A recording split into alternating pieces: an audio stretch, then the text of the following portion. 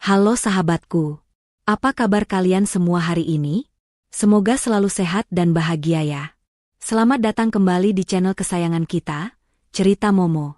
Siapa di sini yang pernah merasa gemas banget sama tingkah mertua atau ipar yang suka ikut campur? Nah, kisah kali ini spesial banget. Judulnya bikin penasaran dan alurnya bakal bikin kalian gregetan sekaligus puas banget di akhir. Kita bakal ngikutin kisah Berlia, istri cerdas yang menghadapi suami dan mertua serakah dengan cara yang savage banget. Pokoknya, jangan sampai di-skip ya. Tapi sebelum kita masuk ke drama yang menegangkan ini, yuk dukung channel ini dengan cara tekan tombol like videonya dan subscribe sekarang juga. Jangan lupa nyalakan loncengnya ya. Dan seperti biasa, aku mau absen dulu nih. Coba tulis nama kalian, asal kota, dan ketik kata hadir di kolom komentar di bawah. Aku pengen tahu sahabat cerita Momo ini asalnya dari mana saja. Oke, kalau sudah siap melihat pembalasan elegan dari Berlia, mari kita masuk ke ceritanya. Aroma masakan tumis cumi asin kesukaanku semerbak memenuhi seluruh penjuru dapur, bercampur dengan wangi nasi hangat yang baru saja matang dari penanak nasi. Sore itu, sepulang kerja, pemandangan yang menyambutku sungguh tampak seperti potongan adegan dalam film romantis yang sering membuat para wanita iri. Di sana, di balik meja dapur marmer yang dingin, berdiri suamiku, Rizal.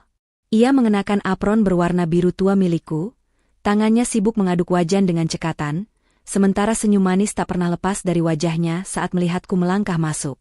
"Hai, sayang. Sudah pulang? Lelah ya?" Sapanya dengan nada suara yang begitu lembut, seolah ia adalah suami paling sempurna di dunia ini.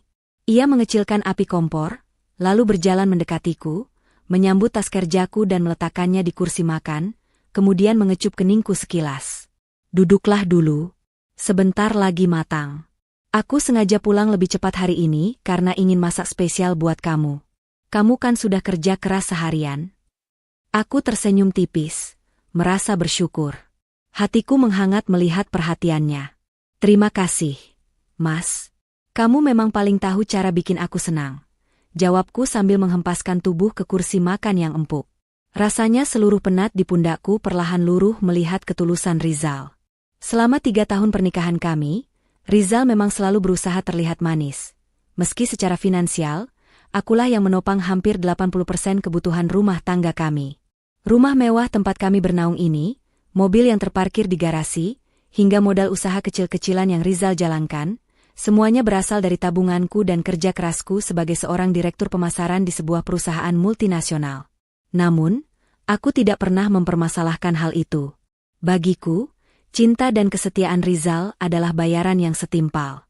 Setidaknya, itulah yang aku percayai hingga beberapa menit ke depan. "Tunggu sebentar ya, sayang. Aku mau ambil daun bawang segar dulu di kulkas belakang, biar makin sedap," ujar Rizal sambil menepuk pelan bahuku, lalu bergegas menuju area servis di belakang dapur. Di atas meja dapur, tepat di samping tempatku meletakkan siku, ponsel Rizal tergeletak begitu saja. Layarnya menghadap ke atas. Awalnya aku tidak peduli. Aku bukan tipe istri posesif yang suka memeriksa ponsel suami tanpa izin. Aku percaya padanya. Namun, takdir sepertinya punya cara sendiri untuk membuka mataku yang selama ini tertutup oleh cinta buta. Ponsel itu bergetar panjang, menandakan ada pesan masuk. Bukan hanya sekali, tapi berkali-kali getaran itu mengusik ketenangan di dapur yang sunyi. Secara refleks, mataku melirik ke arah layar ponsel yang menyala terang. Jaraknya hanya sejengkal dari tanganku. Di layar itu, terpampang jelas nama pengirim pesan, Ibu. Dahiku berkerut. Tumben sekali Bu Maya, ibu mertuaku, mengirim pesan beruntun di jam makan malam begini. Biasanya beliau akan menelpon jika ada hal penting. Rasa penasaran mulai menggelitik, namun aku masih berusaha menahannya. Tapi, ketika satu pesan susulan muncul dan terbaca jelas di layar notifikasi tanpa perlu membuka kuncinya, duniaku seakan berhenti berputar detik itu juga. Mataku terbelalak membaca kalimat kapital yang terpampang di sana. Jantungku yang tadinya berdetak tenang, kini berpacu gila-gilaan, memompa darah panas naik ke ubun-ubun. Pesan itu berbunyi, "Rizal, kapan kamu bertindak? Ceraikan istrimu segera. Ingat, rencana kita untuk mengambil alih semua hartanya harus berjalan mulus sebelum dia sadar." Jangan sampai gagal atau ibu akan marah besar. Aku terpaku. Tubuhku kaku, seolah ada petir yang menyambar tepat di siang bolong, menghanguskan seluruh kepercayaanku dalam sekejap mata. Napasku tercekat di tenggorokan. Aku membaca pesan itu lagi, berulang-ulang, memastikan mataku tidak salah lihat. Ceraikan istrimu? Mengambil alih semua hartanya? Jadi, selama ini, semua ini hanya sandiwara?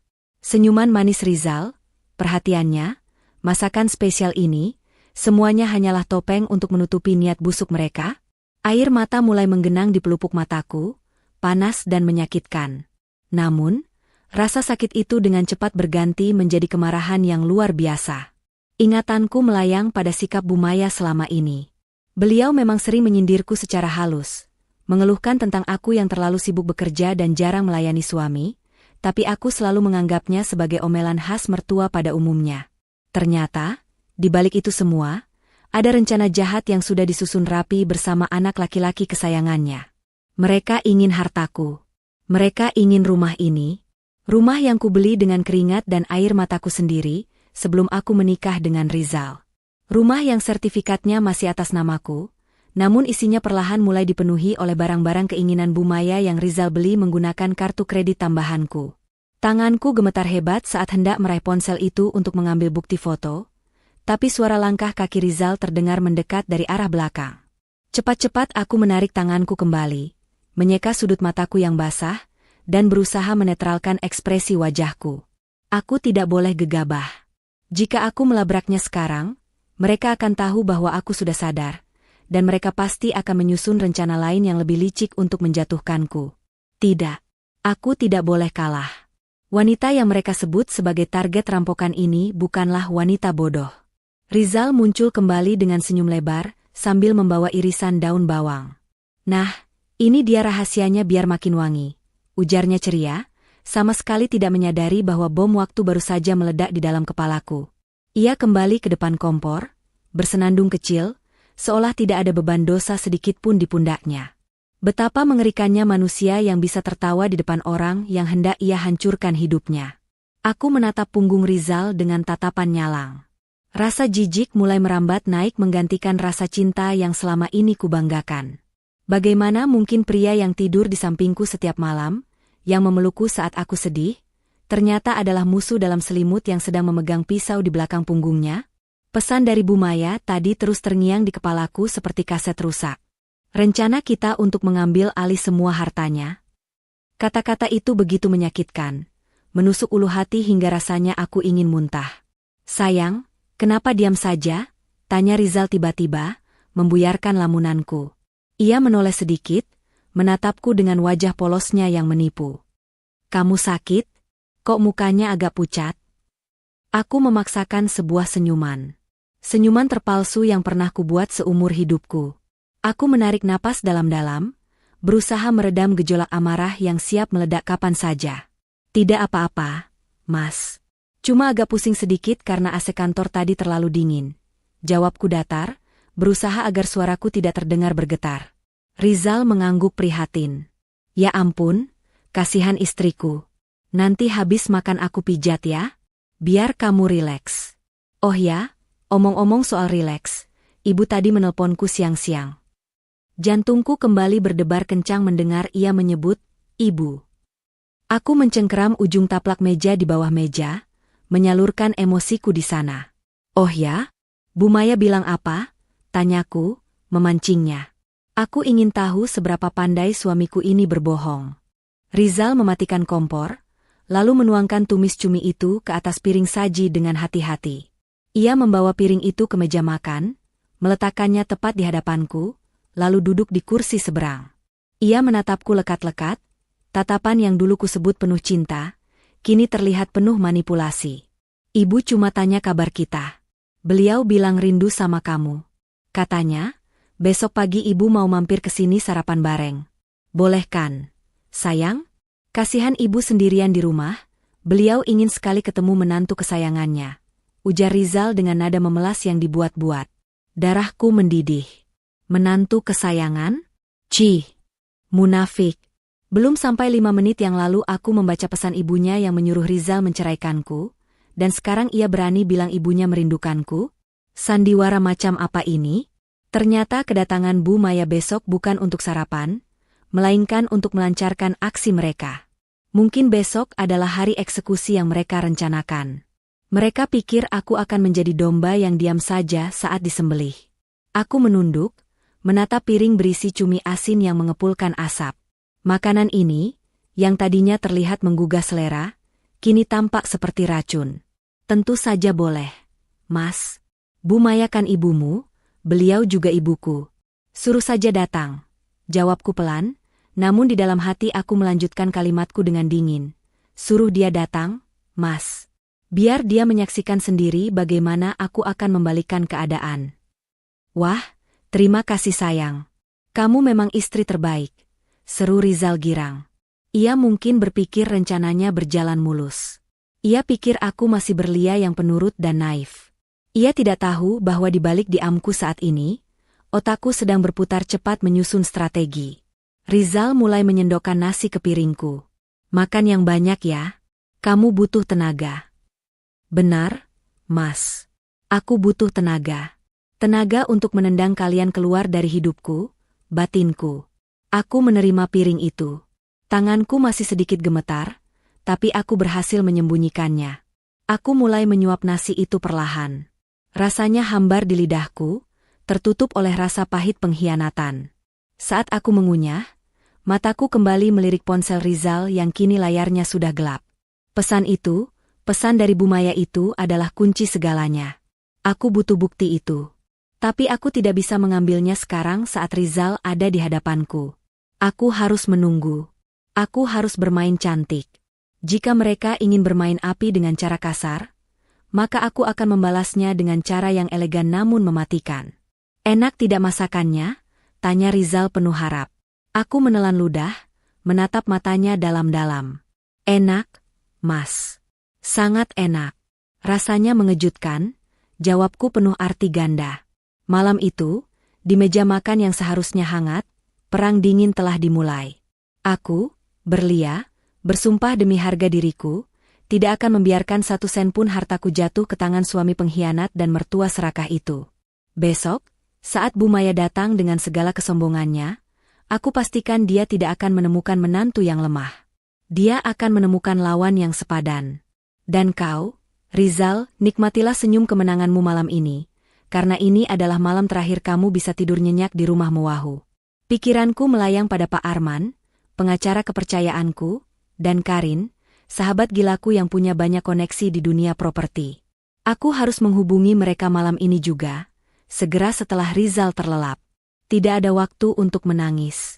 Air mataku terlalu berharga untuk ditumpahkan demi laki-laki seperti dia.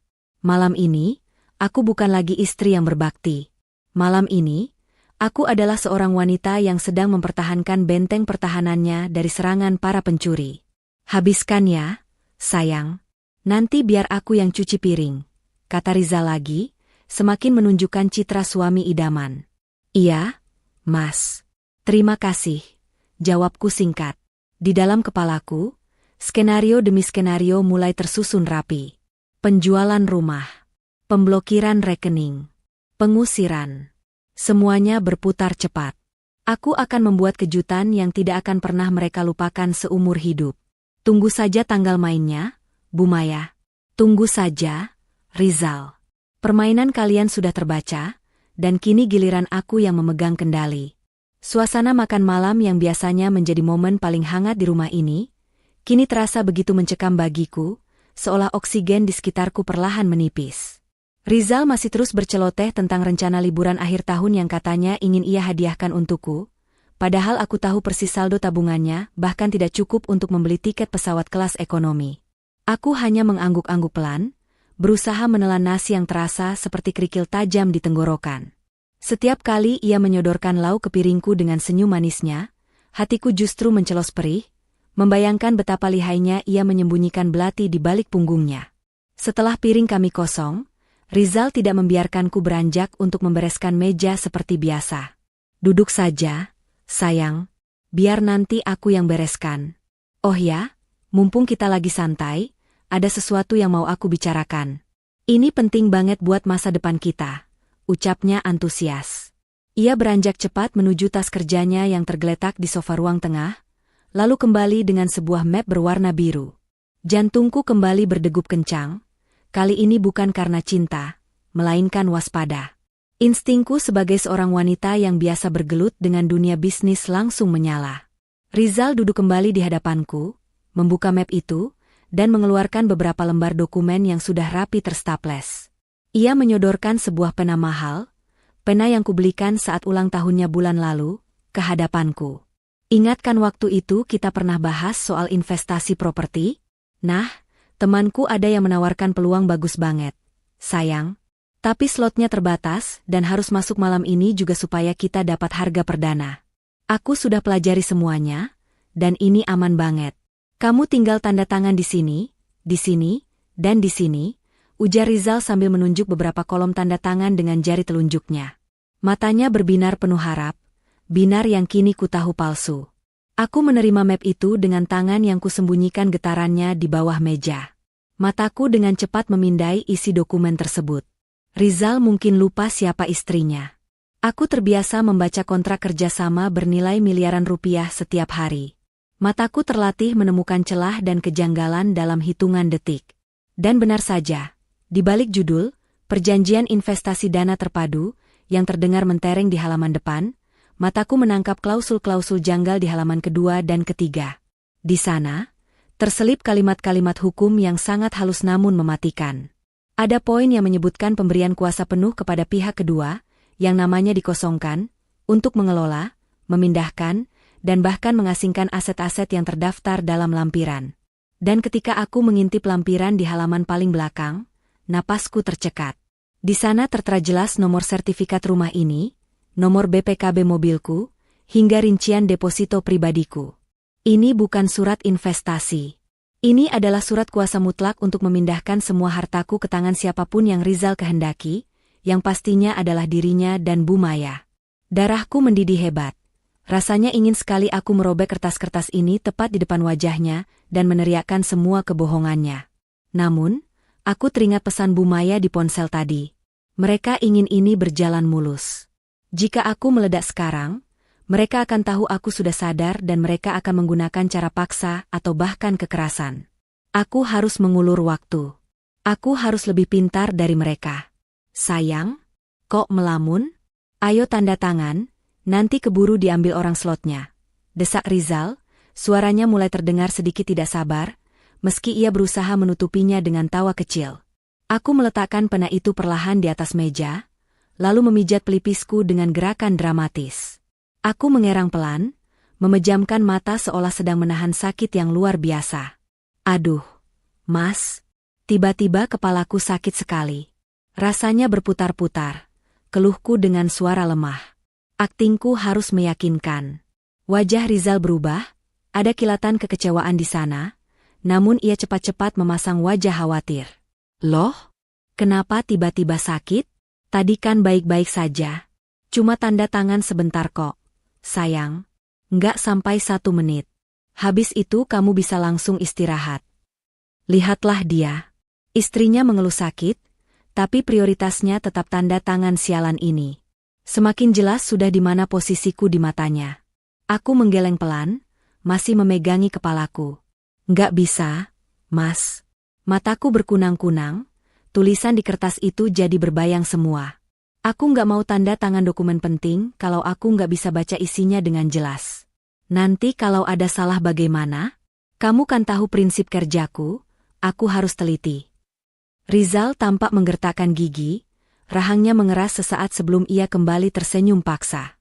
Ya ampun, sayang. Kamu nggak percaya sama suamimu sendiri? Aku kan sudah baca semuanya. Kamu tinggal tanda tangan saja. Ayolah, demi masa depan kita. Mas, bentakku sedikit keras, membuat Rizal terlonjak kaget. Aku segera melembutkan suaraku kembali, memasang wajah memelas. Maaf, Mas. Tapi kepalaku benar-benar sakit. Jangan paksa aku mikir yang berat-berat dulu malam ini ya. Tolong hargai kondisiku. Dokumennya taruh saja di situ, Besok pagi-pagi sekali sebelum berangkat kerja aku janji akan baca dan tanda tangan kalau memang isinya bagus. Rizal terdiam, menatapku dengan tatapan menyelidik. Aku membalas tatapannya dengan sorot mata sayu, berusaha terlihat selemah mungkin. Akhirnya, ia menghela napas panjang, napas kekalahannya malam ini. Ia menarik kembali map biru itu dengan gerakan kasar yang tak bisa ia sembunyikan. Ya sudah kalau kamu memang sakit.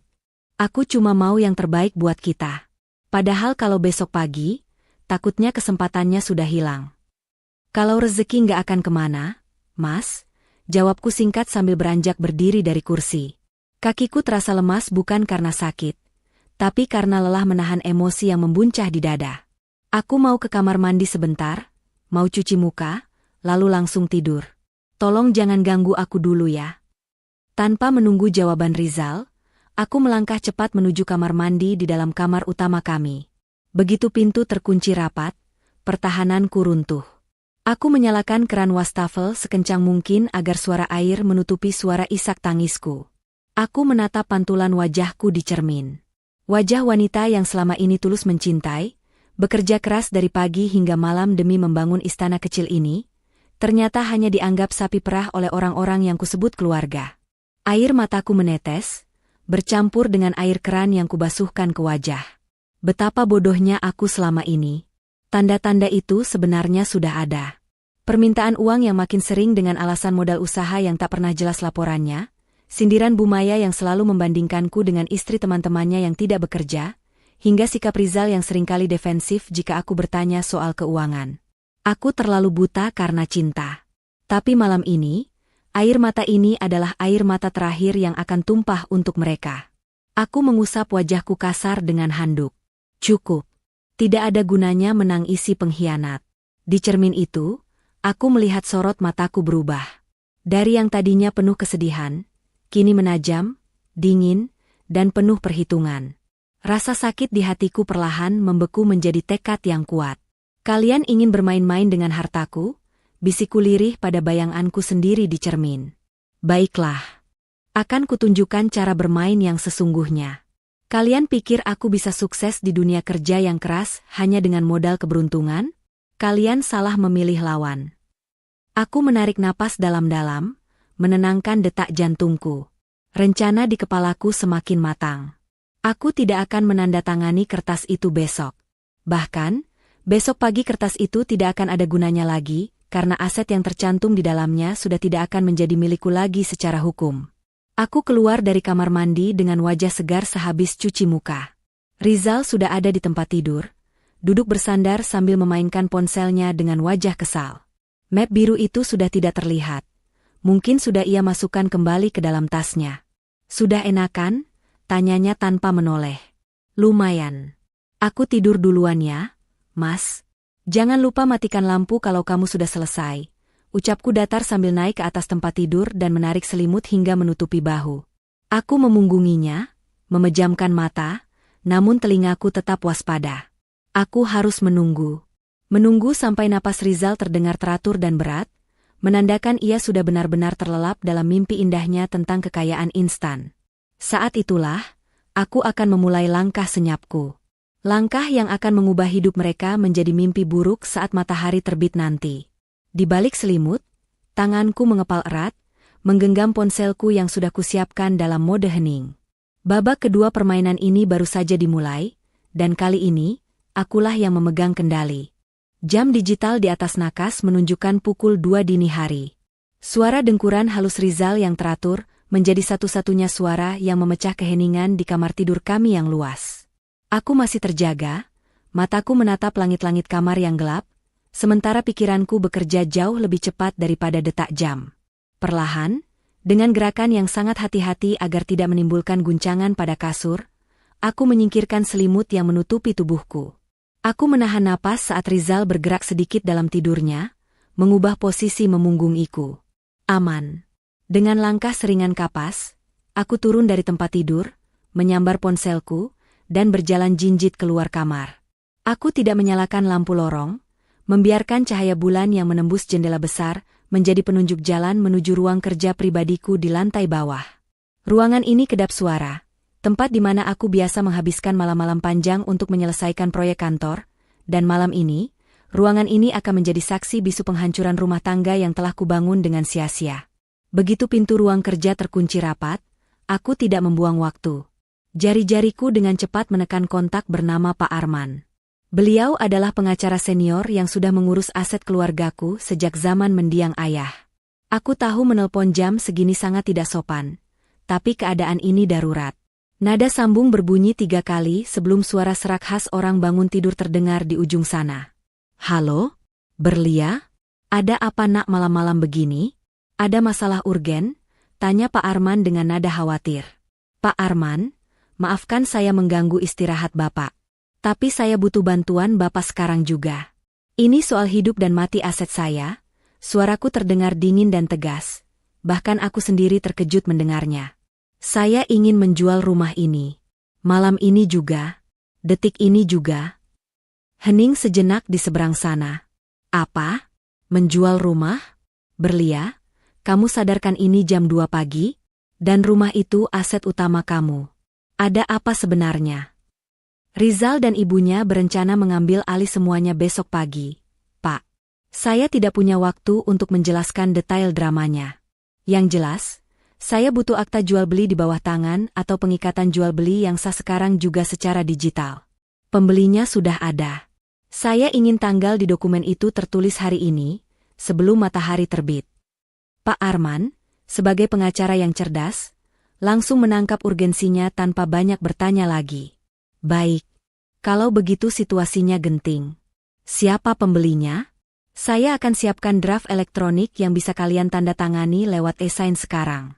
Legalitas fisiknya kita urus besok pagi-pagi sekali. Karin, jawabku singkat. Setelah mematikan telepon dengan Pak Arman, aku langsung menghubungi Karin. Sahabatku yang satu ini adalah seorang sosialita gila kerja yang juga investor properti kelas kakap. Dia sudah lama mengincar lokasi rumahku karena strategis, dan dia juga satu-satunya orang yang sejak awal tidak pernah menyukai Rizal. Dia selalu bilang senyum Rizal terlalu manis untuk menjadi kenyataan. Betapa benarnya dia. Berlia? Tumben lo nelpon jam segini. Jangan bilang lo mau curhat soal suami lo yang sok ganteng itu. Suara Karin terdengar segar, sepertinya dia masih belum tidur atau baru pulang pesta. Karin, lo masih mau rumah gue? Tembakku langsung. Hah? Lo bercanda? Gue serius. Gue jual ke lo sekarang. Harganya gue diskon 30% dari harga pasar, tapi ada syaratnya. Wow. Diskon 30%? Itu tawaran gila? Lo nggak lagi mabuk kan? Apa syaratnya? Nada suara Karin berubah menjadi mode bisnis. Syarat pertama, transaksi harus deal malam ini juga. Pak Arman lagi siapin dokumen digitalnya. Syarat kedua, gue butuh lo transfer uang mukanya sekarang ke rekening deposito gue yang baru, bukan rekening bersama. Syarat ketiga, dan ini yang paling penting, besok pagi jam 7 teng, lo harus datang ke sini sebagai pemilik baru. Bawa tukang, bawa security, bawa siapa aja. Lo harus renovasi rumah ini atau setidaknya bikin keributan seolah-olah lo mau merobohkannya. Usir siapapun yang ada di dalamnya. Karin terdiam sejenak, lalu terdengar tawa renyah yang jahat dari seberang sana. Berlia, gue nggak tahu apa yang suami lo lakuin sampai lo jadi senekat ini, tapi gue suka gaya lo. Deal. Gue ambil. Gue udah lama gatel pengen ngeludahin muka si Rizal itu. Kirim nomor rekening lo sekarang. Dalam waktu kurang dari 1 jam, keajaiban teknologi dan koneksi bekerja. Notifikasi masuk ke emailku. Draft perjanjian dari Pak Arman sudah siap. Aku membacanya sekilas, memastikan poin-poin krusial sudah tercantum. Peralihan hak milik terjadi seketika setelah tanda tangan dan pembayaran uang muka. Aku menandatanganinya secara digital. 5 menit kemudian, Karin mengirimkan bukti tanda tangannya dan tangkapan layar bukti transfer yang nominalnya cukup untuk membuatku hidup mewah tanpa bekerja selama 5 tahun ke depan. Ding! Notifikasi dari mobile bankingku berbunyi pelan. Dana masuk. Rumah ini, secara teknis dan hukum, sudah bukan milikku lagi. Rumah ini sekarang milik Karin. Aku menghela napas panjang, menyandarkan punggung ke kursi kerja. Satu beban besar terangkat, tapi aku belum selesai. Aku membuka aplikasi perbankan lain. Di sana ada rekening tabungan yang biasa digunakan Rizal, yang sumber dananya tentu saja dari kartu kredit tambahanku dan uang bulanan yang kuberikan. Tanpa ragu, aku memblokir akses kartu kredit tambahan itu. Aku melaporkannya sebagai kartu hilang melalui aplikasi, sehingga sistem bank akan memblokirnya secara otomatis detik ini juga. Lalu, aku memindahkan sisa dana tunai di rekening operasional rumah tangga ke rekening pribadiku yang lain. Aku menyisakan saldo 0 rupiah. Biar saja. Biar besok ketika dia mau beli bensin atau traktir ibunya sarapan bubur ayam, kartunya ditolak. Setelah memastikan semua, pintu, tertutup rapat, aku kembali naik ke kamar tidur. Rizal masih mendengkur, posisinya tidak berubah. Wajahnya terlihat begitu damai, seolah dia adalah pria paling tidak berdosa di muka bumi.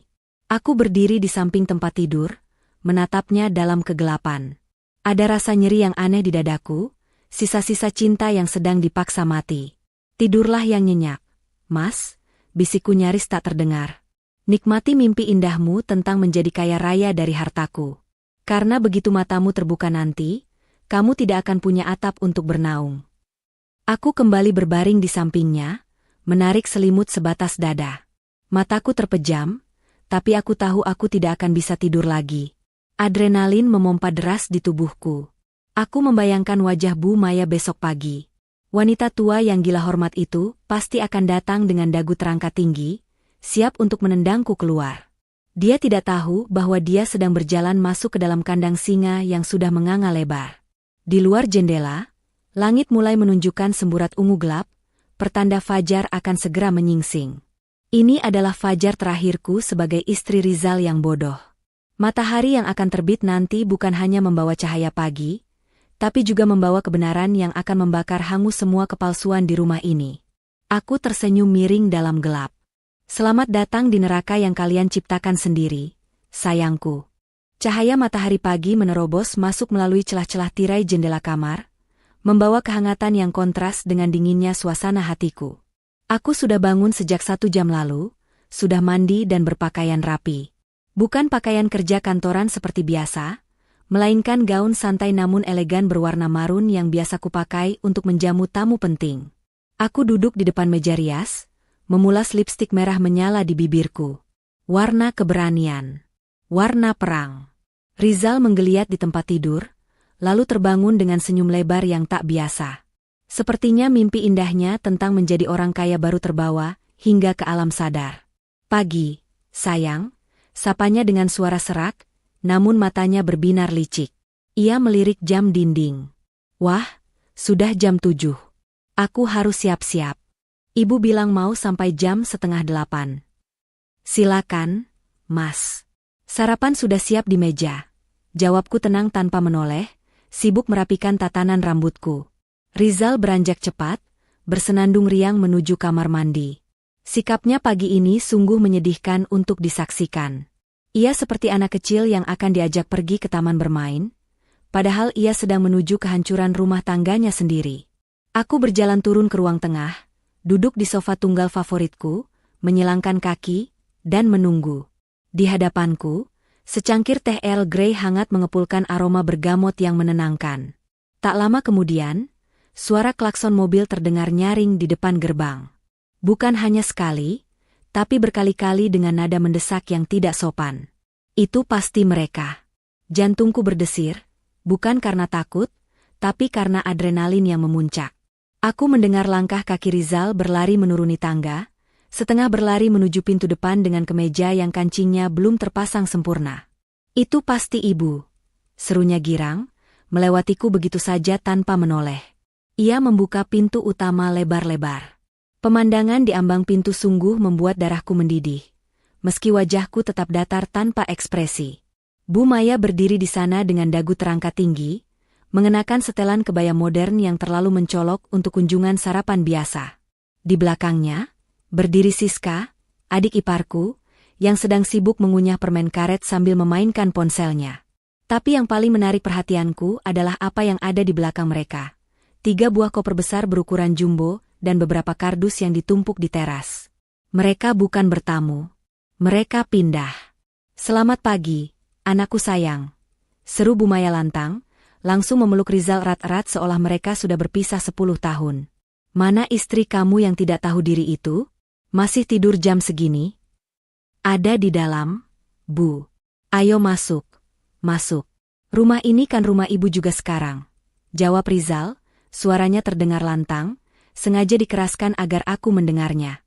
Topeng manisnya mulai retak, memperlihatkan wajah aslinya yang pengecut.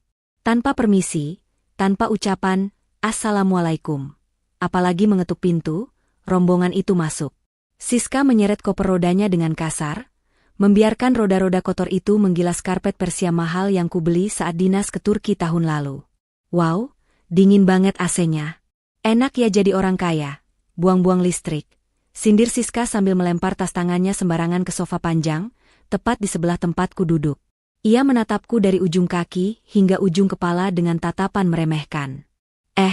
Ada Kak Berlia. Kirain udah minggat. Aku tidak menjawab, hanya menyesap tehku perlahan, menikmati setiap detiknya.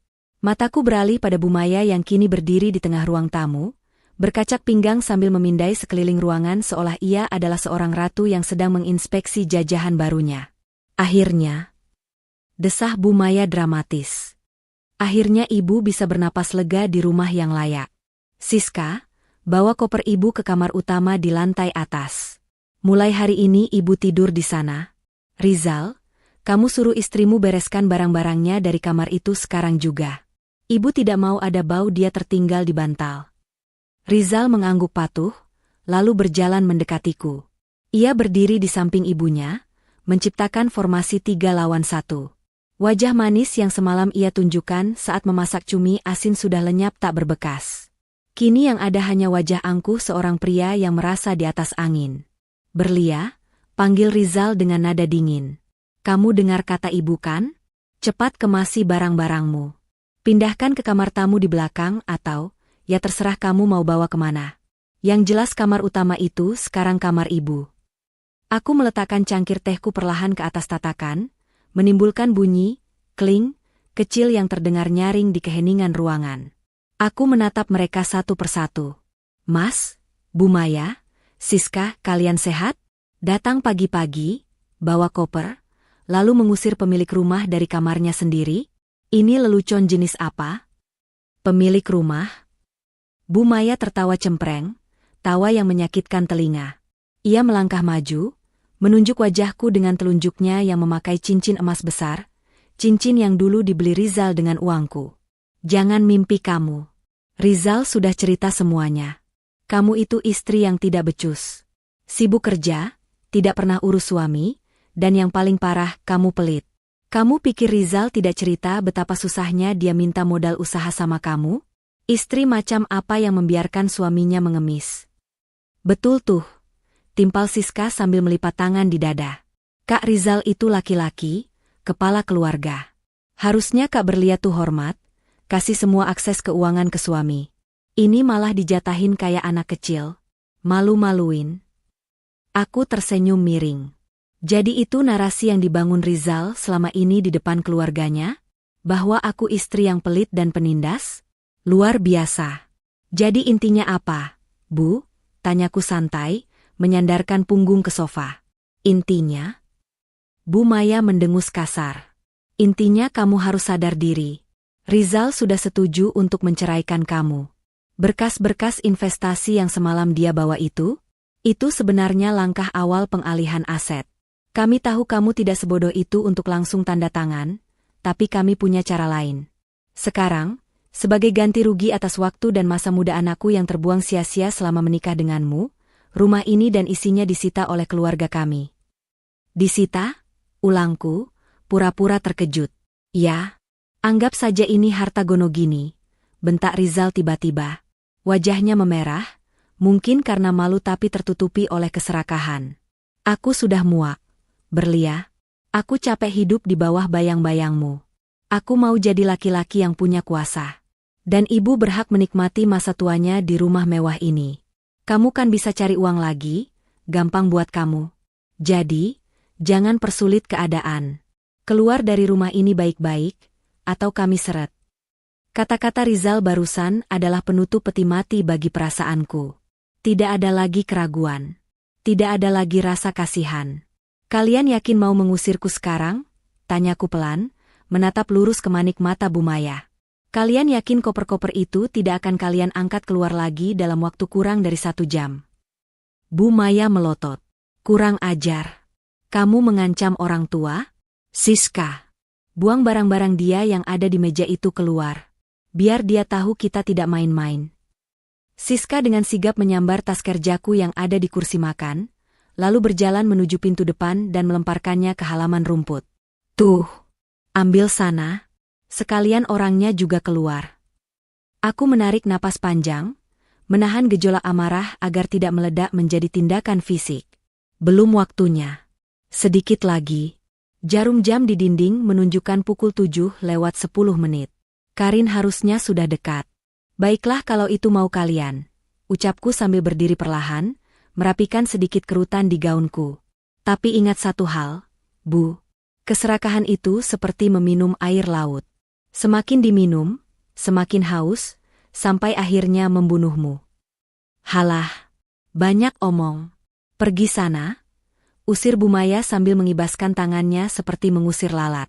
Ia lalu berbalik menatap Rizal dengan wajah sumringah. Rizal, nanti sofa jelek ini kita ganti ya. Ibu mau yang kulit asli warna emas, biar kelihatan lebih mewah. Beres, Bu. Apapun buat ibu, jawab Rizal patuh. Aku berjalan pelan menuju pintu utama, melewati Siska yang tersenyum mengejek. Namun, langkahku terhenti tepat di ambang pintu. Bukan karena aku ragu, tapi karena sebuah mobil SUV hitam besar dengan stiker perusahaan kontraktor baru saja memasuki pekarangan rumah, diikuti oleh sebuah truk engkel yang membawa peralatan tukang. Di belakang setir SUV itu, kulihat Karin menurunkan kacamatanya, melambaikan tangan padaku sambil menyeringai lebar. Pasukan perusak pestaku sudah datang. Senyum di wajah Bu Maya dan Rizal di belakangku pasti akan segera luntur. Panggung sandiwara ini akan segera berganti sutradara. Suara deru mesin truk yang berhenti tepat di depan pagar rumah membuat Rizal menjulurkan lehernya, mencoba mengintip dari balik bahuku. Senyum mengejek yang tadinya menghiasi wajahnya kini berubah menjadi seringai kepuasan. Ia menepuk tangan ibunya dengan antusias. Lihat, Bu, istriku ini memang visioner. Belum diusir secara resmi, dia sudah memanggil truk pindahan sendiri. Benar-benar wanita mandiri yang tahu diri. Ejeknya sambil tertawa renyah, tawa yang disambut gelak tawa Siska yang tak kalah nyaringnya. Aku masih berdiri mematung di ambang pintu, menatap Karin yang sedang memberi instruksi pada para tukang di luar sana. Mereka belum masuk. Sepertinya Karin sengaja memberiku waktu sedikit lagi untuk menikmati pertunjukan terakhir kebodohan keluarga ini. Mendengar ejekan Rizal, aku berbalik perlahan, menatap wajah suamiku itu dengan sorot mata yang sulit diartikan. Benar, Mas. Aku memang selalu mempersiapkan segalanya dengan matang. Tidak seperti seseorang yang bisanya hanya menumpang hidup. Balasku tenang, namun menusuk. Rizal mendengus, wajahnya memerah padam tersinggung oleh sindiranku. Sebelum aku sempat melangkah keluar menuju kebebasanku, tangan kekar Rizal tiba-tiba mencengkeram pergelangan tanganku dengan kasar. Ia menarikku kembali masuk ke dalam rumah, lalu menghempaskan tubuhku ke sofa ruang tamu, tepat di sebelah tumpukan koper ibunya. Jangan buru-buru pergi, Nyonya Direktur, bentaknya. Suaranya menggelegar memenuhi ruangan yang berlangit-langit tinggi itu. Urusan kita belum selesai. Kamu pikir kamu bisa melenggang pergi begitu saja setelah menghina ibuku dan adikku? Enak saja. Rizal berjalan cepat ke arah meja konsol di sudut ruangan, mengambil map biru yang semalam ia sodorkan, map yang katanya berisi dokumen investasi bodong itu. Ia melemparkan map itu ke atas meja kaca di hadapanku dengan suara brak yang keras. Tanda tangan. Perintahnya, telunjuknya menuding tepat di depan hidungku. Itu bukan cuma surat investasi. Di halaman tengah, aku sudah selipkan surat pernyataan cerai dan surat kesepakatan pembagian harta Gonogini. Isinya menyatakan bahwa rumah ini, mobil, dan setengah tabunganmu menjadi milikku sebagai kompensasi perceraian. Tanda tangan sekarang, baru kamu boleh naik ke truk rongsokanmu itu. Aku menatap map itu, lalu beralih menatap Bu Maya yang kini berdiri di samping Rizal sambil berkacak pinggang. Wajahnya penuh kemenangan. Ayo tanda tangan. Jangan bikin ibu menunggu lama. Ibu mau segera istirahat. Kamar utama itu butuh didekor ulang, baunya terlalu bau kamu. Ibu mau ganti sprei sutra yang baru, cerocos wanita tua itu tanpa rasa malu sedikitpun. Aku meraih map itu perlahan. Membuka lembar demi lembar dengan gerakan santai yang disengaja. Benar saja, di antara tumpukan kertas itu, terselip surat gugatan cerai yang sudah ia siapkan entah sejak kapan, lengkap dengan klausul pembagian harta yang sangat tidak masuk akal. Mereka benar-benar perampok berkedok keluarga. Mas, panggilku pelan, menatap Rizal tepat di matanya. Selama 3 tahun ini, apa pernah ada sedetik saja rasa cinta yang tulus buat aku? Atau semuanya cuma karena uang? Rizal terdiam sejenak, lalu ia tertawa sinis. Tawa yang terdengar sangat asing di telingaku. Cinta? Berlia, kamu itu terlalu sibuk, terlalu dominan, terlalu pintar. Laki-laki mana yang betah punya istri yang gajinya 5 kali lipat lebih besar dari suaminya? Aku merasa dikebiri setiap kali kamu bayar tagihan makan malam kita.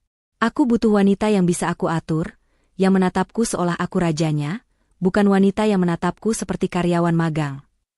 Pengakuan itu meluncur mulus dari mulutnya, jujur dan menyakitkan. Tapi anehnya, aku tidak menangis. Justru aku merasa lega. Teka-teki itu akhirnya terjawab sudah. Dan soal uang, lanjut Rizal, kini ia membungkuk, mendekatkan wajahnya ke wajahku. Ya, tentu saja aku butuh uangmu. Siapa yang tidak mau hidup enak? Tapi kamu pelit. Kamu jatah aku, kamu awasi pengeluaranku. Sekarang, dengan tanda tanganmu di kertas itu, aku akan ambil apa yang seharusnya jadi hakku sebagai kepala keluarga yang sudah kamu injak-injak harga dirinya. Dengar itu. Timpal Siska dari arah dapur, mulutnya penuh mengunyah apel yang ia ambil sembarangan dari kulkas. Kak Rizal itu pantas dapat yang lebih baik. Mbak Gina, mantan pacar Kak Rizal dulu, jauh lebih anggun dan penurut daripada Kak Berlia. Aku tersenyum tipis, menutup kembali map itu tanpa membubuhkan tanda tangan sedikitpun. Aku meletakkan pena yang disodorkan Rizal, lalu mendorong map itu menjauh. Aku tidak akan tanda tangan, ucapku tegas.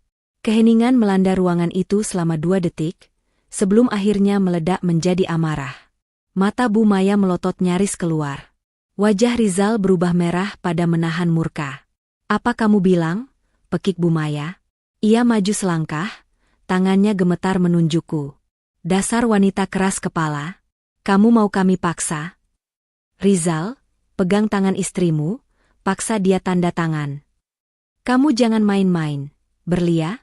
Ancam Rizal, ia mulai menggulung lengan kemejanya, bersiap melakukan kekerasan fisik jika diperlukan.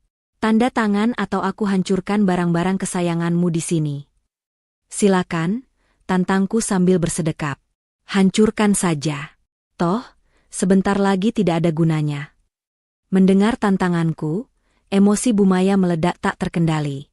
Ia menyambar sebuah vas bunga kristal bohemia, hadiah pernikahan dari kolega kantorku yang harganya puluhan juta, yang terpajang di meja sisi.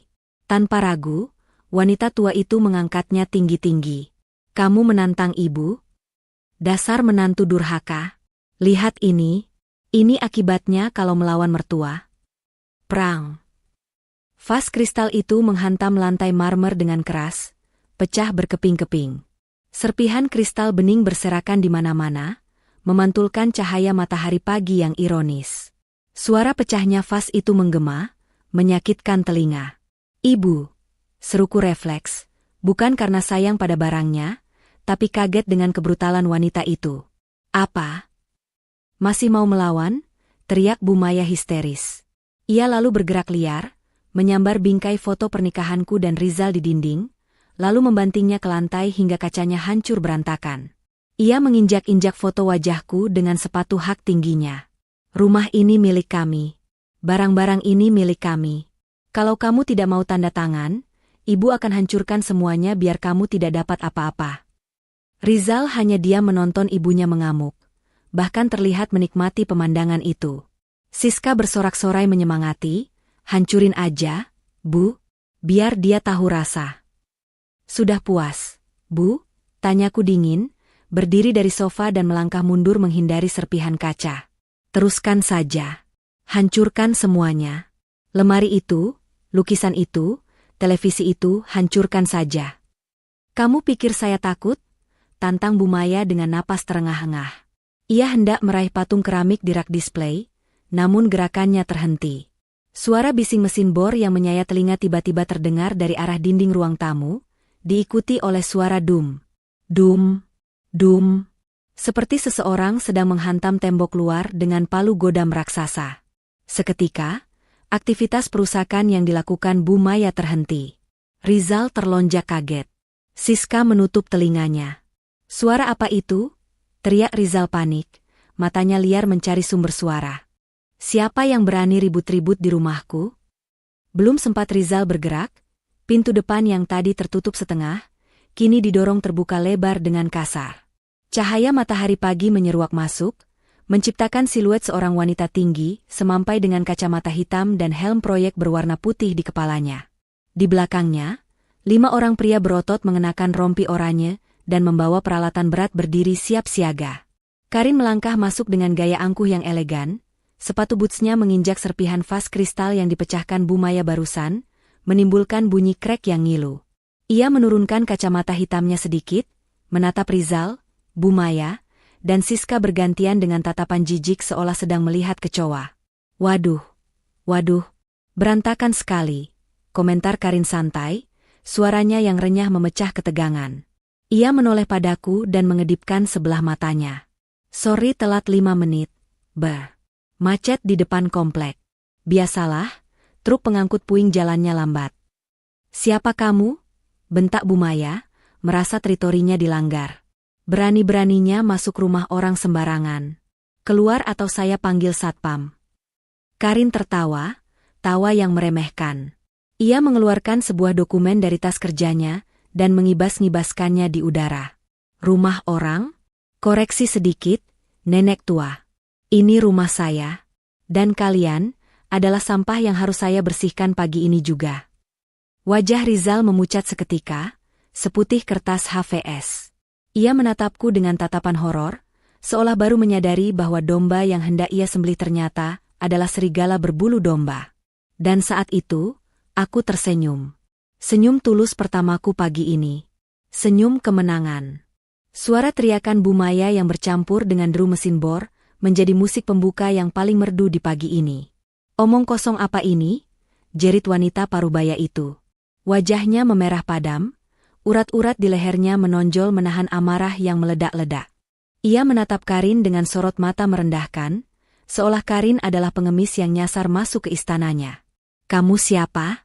Datang-datang mengaku pemilik rumah. Dasar orang gila. Rizal, usir perempuan tidak sopan ini. Panggil satpam komplek. Rizal, yang sedari tadi mematung dengan wajah pucat pasi seperti mayat hidup, akhirnya tersadar dari keterkejutannya.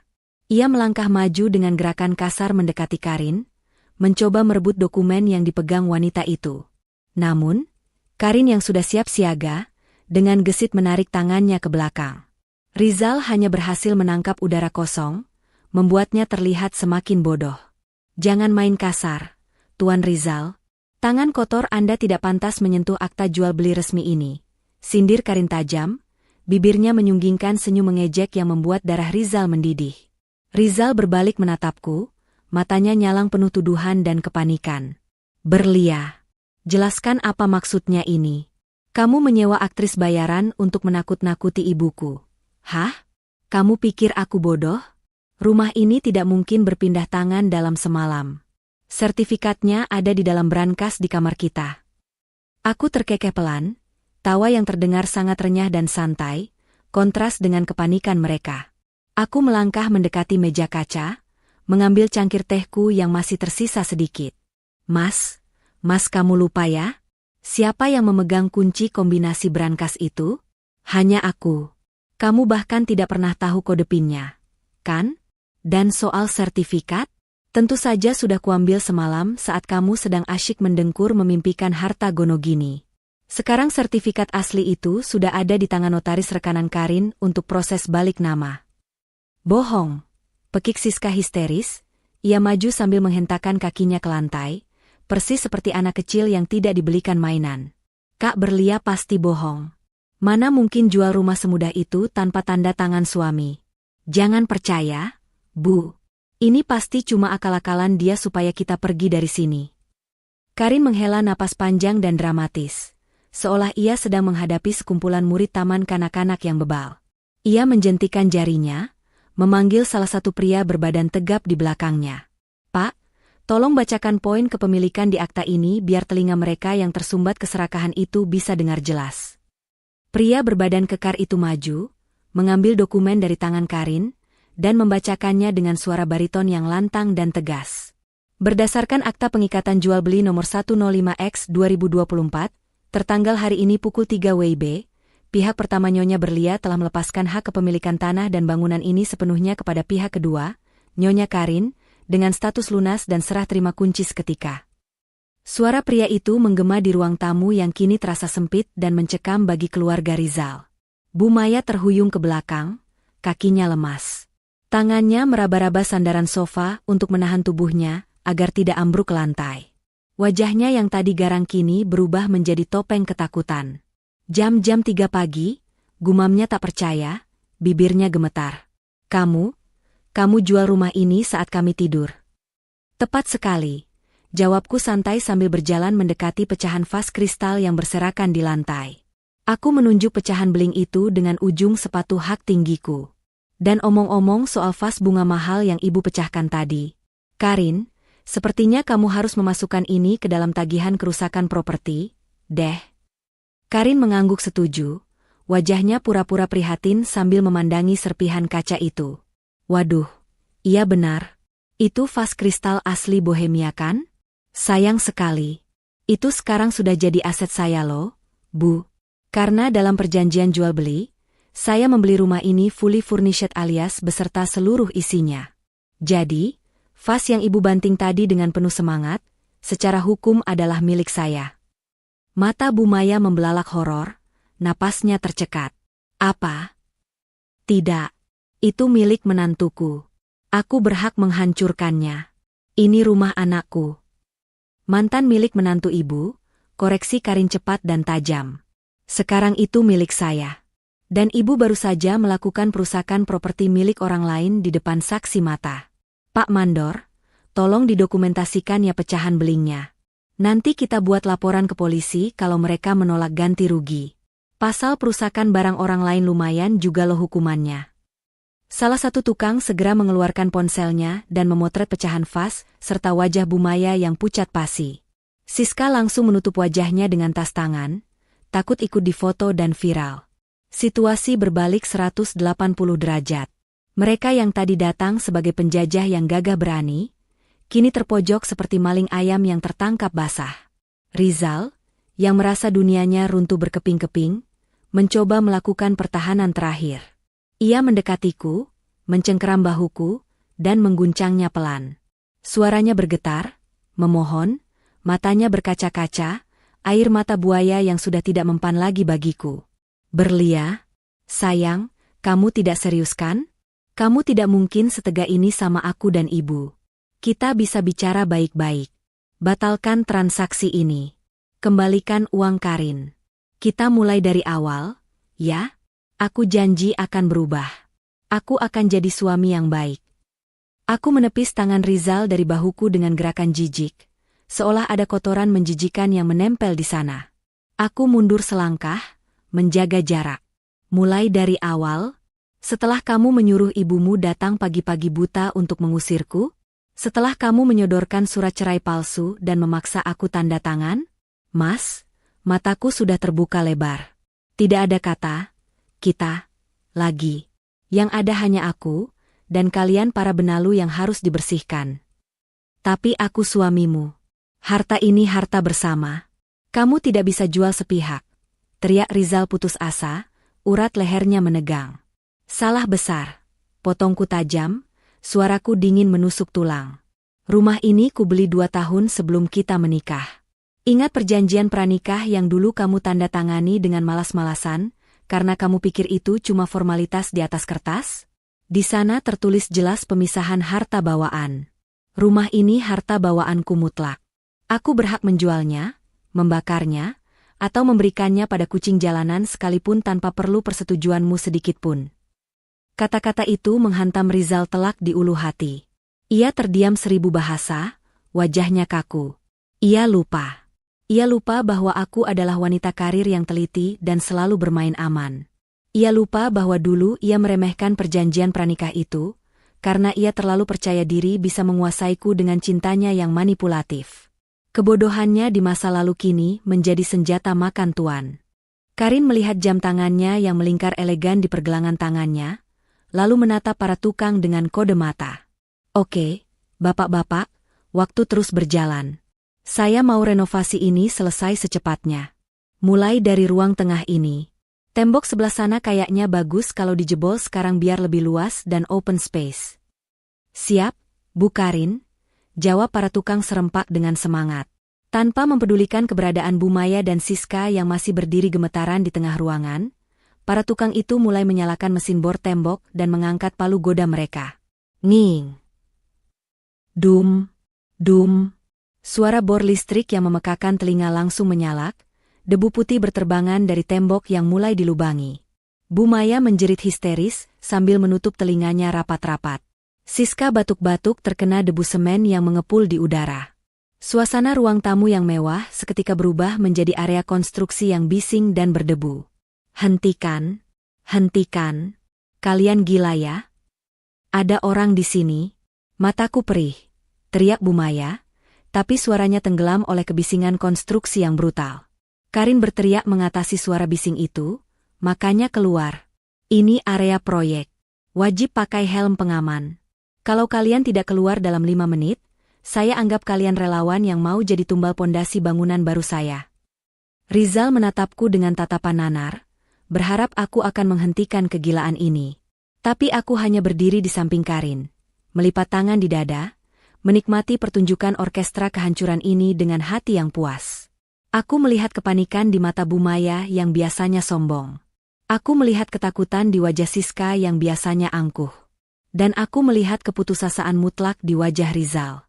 Ayo, Bu, kita harus keluar dari sini. Siska menarik tangan ibunya yang masih terpaku kaget. Debunya bikin sesak napas. Tasku kotor semua. Tapi koper-koper ibu, rumah anakku, hartaku. Racau Bu Maya. Air matanya mulai menetes deras, melunturkan bedak tebal di wajahnya hingga cemong.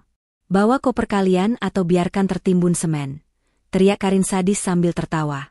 Rizal akhirnya sadar bahwa ia telah kalah telak. Ia berlari menyambar koper ibunya dan menyeretnya keluar pintu dengan susah payah. Diikuti Siska yang menyeret ibunya yang masih meronta-ronta. Aku melihat pemandangan itu dengan hati yang terasa kosong namun ringan. Mereka terusir dari rumah yang ingin mereka rampas, bukan oleh polisi, tapi oleh debu dan suara bising keserakahan mereka sendiri yang memantul balik. Tunggu, teriakku tiba-tiba saat Rizal hendak melangkah keluar pintu utama. Suaraku yang lantang membuat langkahnya terhenti. Ia menoleh cepat, secercah harapan muncul di matanya. Mungkin ia pikir aku berubah pikiran dan akan memanggilnya kembali. Aku berjalan mendekatinya perlahan, lalu mengulurkan tangan kananku. Kunci mobil, ucapku dingin dan datar. Itu mobil sewaan atas namaku. Masa sewanya habis jam 8 pagi ini. Pihak rental sudah menunggu di depan gerbang untuk mengambil unitnya. Harapan di mata Rizal padam seketika, berganti menjadi kebencian yang mendalam.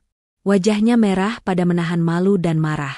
Dengan tangan gemetar, ia merogoh saku celananya, mengeluarkan kunci mobil, dan melemparnya ke lantai marmer di dekat kakiku dengan kasar. Ambil itu. Dasar wanita iblis. Umpatnya sebelum berbalik dan berlari keluar menyusul ibunya yang sudah meraung-raung di halaman. Aku memungut kunci itu dengan tenang, membersihkannya sedikit dari debu, lalu menatap punggung Rizal yang menghilang di balik pintu yang terbuka lebar. Iblis, gumamku pelan, sudut bibirku terangkat membentuk senyum tipis. Bukan, Mas. Aku hanya malaikat yang sayapnya kalian patahkan, dan sekarang aku belajar terbang menggunakan sapu terbang untuk menyapu sampah-sampah seperti kalian. Karin merangkul bahuku sambil tertawa puas. Savage, Berlia. That was epic. Sekarang, ayo kita lihat drama babak selanjutnya di halaman depan. Aku yakin Pak Satpam punya popcorn. Matahari pagi mulai beranjak naik, memancarkan panas yang menyengat kulit, seolah alam semesta pun turut mendukung untuk membakar habis sisa-sisa kesombongan keluarga Rizal. Di pelataran halaman rumah yang kini penuh dengan puing-puing kecil akibat pengerjaan renovasi mendadak, Bu Maya, Rizal, dan Siska berdiri tak tentu arah. Penampilan mereka sungguh kontras dengan saat mereka datang tadi. Baju mereka yang rapi kini tertempel debu putih halus. Wajah mereka kusam bercampur keringat dan kepanikan, sementara 3 koper besar dan kardus-kardus berisi barang-barang Bu Maya menumpuk menyedihkan di samping pagar besi. Uhuk. Gila. Perempuan itu benar-benar gila. Bu Maya terbatuk-batuk hebat, sambil menutupi hidungnya dengan sapu tangan sutra mahalnya yang kini ternoda debu. Rizal, lakukan sesuatu. Masa kita diusir seperti kucing kurap begini? Mana harga diri kita sebagai keluarga terpandang? Rizal mengusap wajahnya yang basah oleh keringat dingin dengan kasar. Ia menatap nanar ke arah rumah yang dulu ia banggakan sebagai miliknya di depan teman-temannya. Suara bor dan palu dari dalam rumah masih terdengar bising, seolah mengejek ketidakberdayanya. Aku harus bagaimana lagi, Bu? Berlia benar-benar nekat. Dia menjual rumah itu tanpa sepengetahuanku. Secara hukum, Karin sekarang pemiliknya. Kalau kita memaksa masuk, kita bisa ditangkap polisi karena menerobos properti orang. Terus kita mau tinggal di mana? Jerit Siska histeris, kakinya menghentak-hentak tanah. Aku sudah bilang ke teman-teman geng sosialitaku kalau aku pindah ke kawasan elit Menteng. Kalau mereka tahu aku jadi gelandangan begini, mau ditaruh di mana mukaku, Kak Rizal? Diam kamu, Siska. Jangan bikin pusing. Bentak Rizal, urat lehernya menonjol. Ia lalu merogoh saku celananya, mengambil ponsel. Kita ke hotel bintang 5 dulu sementara. Biar aku yang urus semuanya. Nanti kita cari pengacara untuk gugat Berlia. Dia pikir dia bisa menang mudah? Tunggu saja. Rizal berusaha terlihat tenang dan berwibawa di depan ibu dan adiknya, meski tangannya gemetar saat membuka aplikasi pemesanan hotel. Namun, sebelum ia sempat menekan tombol pesan, sebuah mobil derek berwarna oranye berhenti tepat di depan gerbang, menghalangi pandangan mereka. Seorang pria berseragam biru turun dari truk itu, didampingi oleh seorang pria lain yang berpakaian formal memegang papan jalan. Mereka berjalan lurus melewati Bu Maya dan Siska, langsung menghampiri mobil SUV hitam, mobil yang selama ini dipakai Rizal untuk bergaya ke sana kemari, yang terparkir manis di carport. Hei, siapa kalian? Mau apa dekat-dekat mobil saya? Teriak Rizal panik, ia berlari menghadang kedua pria itu. Jangan macam-macam ya, saya sedang emosi. Pria berpakaian formal itu menatap Rizal datar, lalu memeriksa plat nomor mobil tersebut dan mencocokkannya dengan data di papan jalannya. Maaf, Pak, kami dari pihak rental, Abadi Rent Car. Kami mendapat instruksi dari penyewa atas nama Ibu Berlia untuk menarik unit ini sekarang juga karena masa sewa sudah habis dan tidak diperpanjang. Sewa? Siska membelalakan matanya. Maksudnya apa? Kak Rizal bilang mobil ini dibeli cash hadiah dari klien. Rizal menelan ludah, wajahnya pucat pasi. Kebohongannya satu persatu terkelupas. Itu ada kesalahpahaman. Mas, saya bisa perpanjang sewanya sekarang. Saya bayar lunas untuk 1 bulan ke depan. Jangan diambil sekarang, kami butuh mobil ini untuk angkut koper. Petugas rental itu menggeleng tegas. Maaf, Pak. Ibu Berlia sudah membatalkan kontrak secara sepihak dan meminta unit diamankan segera. Kuncinya sudah diserahkan. Tepat saat itu, aku keluar dari pintu depan rumah, melangkah anggun menuruni tangga teras dengan payung hitam yang dipegang oleh salah satu asisten Karin, melindungiku dari terik matahari.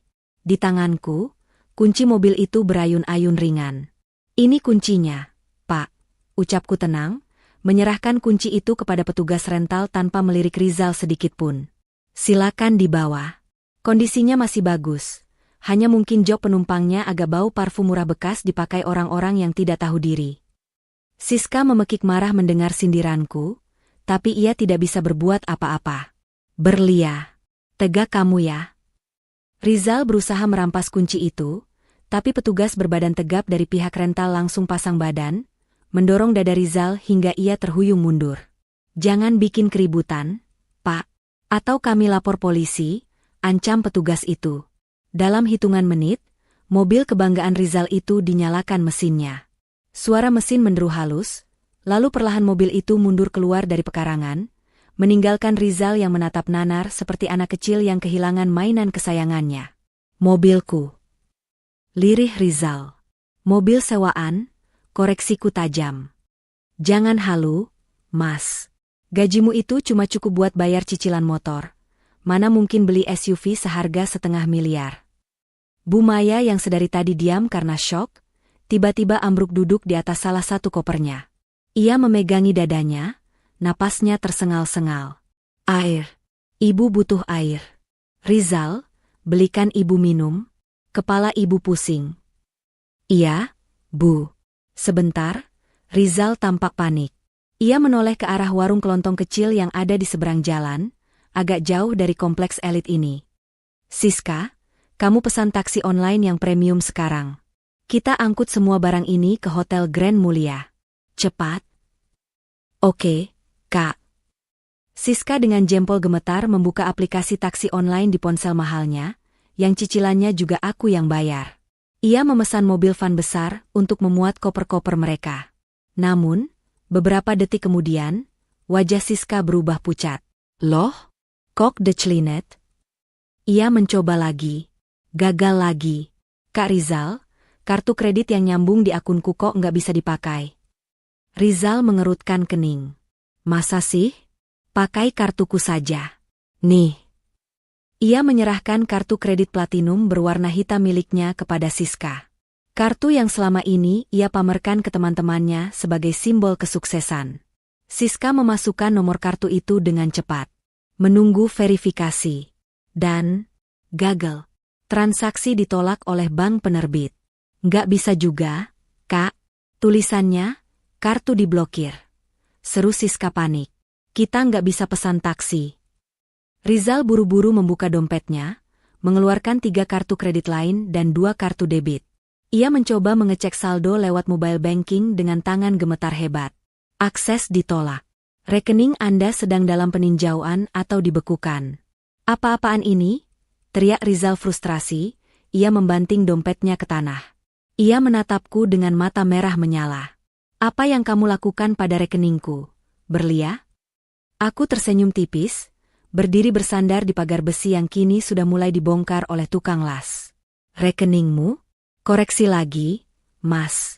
Itu rekening operasional rumah tangga yang sumber dananya 90% dari gajiku. Kartu kredit itu? Itu kartu tambahan dari akun utamaku. Sebagai pemegang kartu utama, aku berhak memblokir kartu tambahan kapan saja aku mau. Dan pagi ini, aku merasa ingin berhemat. Terus uangku mana? Uang hasil kerjaku, tuntut Rizal. Uang hasil kerjamu? Oh, yang 2 juta per bulan itu? Tawaku meledak, tawa yang penuh ejekan. Sudah habis. Mas, kamu lupa minggu lalu kamu ambil tunai buat belikan ibumu kalung emas? Saldonya 0. Kosong. Melompong. Sama seperti otak kalian. Kenyataan pahit itu menghantam mereka bertiga sekaligus. Tanpa rumah. Tanpa mobil, tanpa uang. Di pinggir jalan, di bawah terik matahari, dikelilingi koper-koper besar yang tidak bisa mereka bawa kemana-mana. Tetangga-tetangga mulai berdatangan keluar rumah. Bu RT yang rumahnya hanya berjarak 2 rumah dari kami, berjalan mendekat dengan tatapan menyelidik. Ia melihat tumpukan koper, lalu melihat Bu Maya yang terduduk lemas. Loh, Jeng Berlia? Ada apa ini ramai-ramai? Kok ada tukang las pagar? Terus ini, ibu mertuanya mau piknik? Tanya Bu RT polos tapi menusuk. Sebelum aku sempat menjawab, Karin muncul dari balik punggungku. Bukan piknik, Bu RT. Tapi pindahan. Mereka sekeluarga memutuskan untuk merantau mencari jati diri. Katanya bosan hidup mewah. Wajah Bu Maya memerah pada menahan malu. Ia yang selama ini selalu menyombongkan diri di arisan kompleks sebagai mertua nyonya besar, kini menjadi tontonan gratis. Ia menundukkan kepalanya dalam-dalam, mencoba menyembunyikan wajahnya. Rizal, ibu mau pulang. Rintih Bu Maya pelan, suaranya kehilangan tenaga. Pulang ke rumah kontrakan lama kita saja. Ibu tidak kuat di sini, dilihatin orang. Tapi kita nggak punya uang buat naik taksi ke sana, Bu. Jaraknya jauh di pinggiran kota. Bisik Rizal putus asa, namun suaranya cukup keras untuk kudengar. Aku merogoh tasku, mengambil selembar uang 100.000 rupiah berwarna merah. Uang terakhir yang akan kuberikan pada mereka. Aku melipatnya memanjang, lalu menyelipkannya ke saku kemeja Rizal yang sudah kusut. Anggap saja ini sedekah Jumat dari mantan istrimu, bisikku tepat di telinganya. Cukup untuk naik angkot bertiga sampai ke pinggiran kota. Hati-hati di jalannya, Mas. Semoga kalian menikmati hidup baru kalian yang sederhana. Setelah mengucapkan kalimat perpisahan itu, aku berbalik badan. Karin memberi isyarat pada satpam komplek untuk membantu mereka keluar dari area perumahan. Ayo, Pak, Bu, silakan. Jangan menghalangi jalan masuk proyek, usir satpam itu tegas. Dengan langkah terseok-seok, Rizal menyeret 2 koper besar sekaligus. Sementara Siska menyeret 1 koper sambil memapah ibunya yang terus menangis. Mereka berjalan kaki, keluar dari gerbang rumah mewah itu, menyusuri aspal panas di bawah tatapan iba sekaligus cemooh para tetangga. Mereka pergi meninggalkan istana yang gagal mereka rampok, menuju ketidakpastian yang mereka ciptakan sendiri. Aku melihat punggung mereka menjauh, dan untuk pertama kalinya dalam 3 tahun, aku merasa paru-paruku terisi penuh oleh udara segar kebebasan. Ruangan berpendingin udara di kantor firma hukum Pak Arman terasa jauh lebih menyejukkan dibandingkan panas terik yang membakar kulit di luar sana. Aku duduk dengan tenang di kursi kulit yang empuk, menyesap kopi hitam tanpa gula yang disajikan oleh sekretaris Pak Arman. Di hadapanku, terhampar berkas-berkas yang jauh lebih penting daripada sekadar akta jual beli rumah tadi pagi. Ini adalah berkas gugatan cerai dan laporan audit keuangan pribadi yang sudah kusiapkan secara diam-diam selama 3 bulan terakhir. Jadi, Bu Berlia sudah mantap mengajukan gugatan ini hari ini juga? Tanya Pak Arman sambil membetulkan letak kacamatanya. Ia menatapku dengan sorot mata kagum sekaligus prihatin. Bukti-bukti perselingkuhan finansial Rizal sudah sangat lengkap. Transfer-transfer mencurigakan ke rekening ibunya, pembelian barang mewah yang disembunyikan, hingga utang-utang online atas nama dia sendiri, semuanya ada di sini. Aku mengangguk tegas, meletakkan cangkir kopiku. Sangat mantap, Pak. Masukkan gugatannya ke pengadilan agama hari ini. Saya tidak mau menunda sedetik pun. Dan satu lagi, pastikan pasal tentang tidak adanya kewajiban nafkah iddah dan mut'ah dari pihak istri tercantum jelas, mengingat dia yang melakukan financial abuse selama pernikahan. Pak Arman tersenyum tipis. Tenang saja. Dengan bukti dia mencoba menipu Anda lewat surat kuasa investasi bodong semalam, posisi kita sangat kuat. Dia tidak akan dapat sepeser pun. Sementara aku merancang masa depanku yang bersih dari benalu, nun jauh di pinggiran kota yang bising dan berdebu, nasib berbeda sedang dialami oleh keluarga terpandang itu. Di dalam sebuah angkutan kota yang pengap dan penuh sesak, Bu Maya duduk terhimpit di antara seorang ibu-ibu yang membawa keranjang sayur dan Siska yang terus-menerus mengomel sambil mengipasi wajahnya dengan tangan.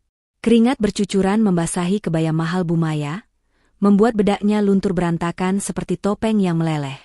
Rizal duduk di bangku depan, di samping sopir, memangku 1 koper besar karena bagasi belakang sudah tidak muat. Wajahnya ditekuk, menatap kosong ke jalanan macet yang penuh polusi. Panas banget sih. Ini angkot apa oven? Keluh Siska dengan suara cempreng, membuat beberapa penumpang lain menatapnya sinis. Kak Rizal, kita beneran mau ke kontrakan petak 9? Itu kan daerah kumuh. Teman-temanku nggak ada yang tinggal di sana. Diam, Siska, bentak Rizal tanpa menoleh. Kepalanya pening luar biasa. Uang 100.000 pemberian Berlia tadi sudah berkurang untuk membayar ongkos angkot yang ternyata lebih mahal, karena mereka membawa banyak barang. Sisanya hanya cukup untuk makan nasi bungkus bertiga, dan membeli air mineral gelas. Ibu pusing, Zal. Ibu mau pingsan rasanya, rintih Bu Maya lemah. Kenapa nasib kita jadi begini? Dasar Berlia wanita laknat. Awas saja kalau ibu ketemu dia lagi, ibu jambak rambutnya sampai botak. Rizal hanya bisa menghela napas kasar. Ancaman ibunya terdengar kosong dan menyedihkan di saat mereka bahkan tidak punya atap untuk berteduh. Setelah menempuh perjalanan hampir 2 jam yang menyiksa, angkot itu berhenti di depan sebuah gang sempit yang becek. Turun, Mas. Udah sampai, kata sopir angkot ketus. Mereka bertiga turun dengan susah payah, menyeret koper-koper mahal beroda itu melewati jalanan gang yang tidak rata dan penuh genangan air bekas cucian warga. Roda koper branded milik Siska tersangkut di lubang dan patah, membuatnya menjerit frustrasi. Mereka tiba di depan sebuah rumah petak kecil dengan cat tembok yang mengelupas dan atap asbes yang rendah. Ini adalah kontrakan lama yang pernah disewa Rizal sebelum menikah denganku, tempat yang sengaja ia pertahankan, meski jarang dibayar lancar, sebagai gudang barang-barang rongsokan ibunya. Kuncinya masih ia simpan di gantungan kunci mobil, yang untungnya sempat ia cabut sebelum kunci mobil itu kuserahkan ke pihak rental. Begitu pintu dibuka, bau apek dan lembab langsung menyeruak keluar, menyambut kedatangan tuan rumah yang jatuh miskin. Debu tebal menyelimuti lantai ubin yang dingin. Tidak ada sofa empuk, tidak ada AC dingin, tidak ada pelayan yang membawakan minum. Hanya ada satu kasur busa tipis yang sudah kempes di sudut ruangan.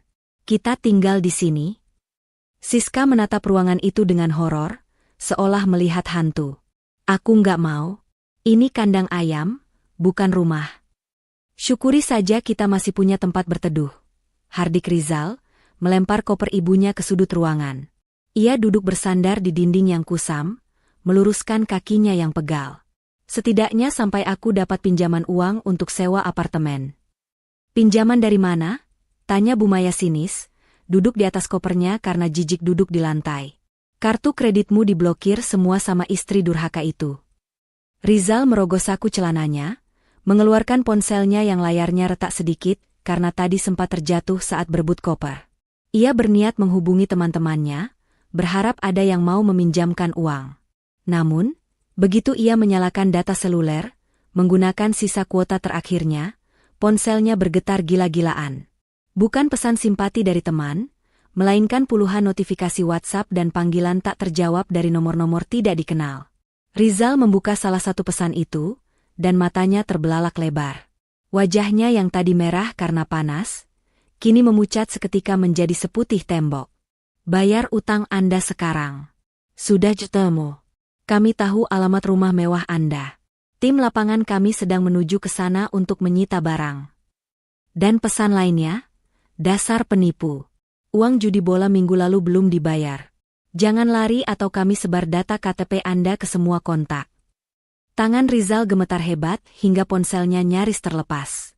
Ia lupa. Selama ini ia hidup gali lubang tutup lubang. Ia meminjam uang dari aplikasi pinjaman online ilegal dan berjudi bola online, dengan harapan bisa menutupinya menggunakan uangku. Ia begitu yakin hari ini ia akan berhasil menguasai hartaku, sehingga ia berani mengambil pinjaman besar minggu lalu untuk gaya hidup Siska dan Bu Maya. Sekarang, agunan hidupnya, yaitu aku dan hartaku, sudah hilang. Dan para penagih utang itu sedang mencarinya. Kenapa? Jal? Siapa yang telepon? Tanya Bu Maya curiga melihat gelagat anaknya. Itu Anu, Bu. Rizal tergagap, keringat dingin sebesar biji jagung menetes di pelipisnya. Belum sempat Rizal mencari alasan, ponselnya berdering kencang. Layar menunjukkan nama kontak, Debt Collector 1. Rizal panik dan mematikan panggilan itu. Tapi detik berikutnya, telepon berdering lagi dari nomor berbeda. Di kantorku, Pak Arman menyerahkan satu lembar kertas lagi padaku. Ini hasil investigasi tambahan tim saya, Bu Berlia.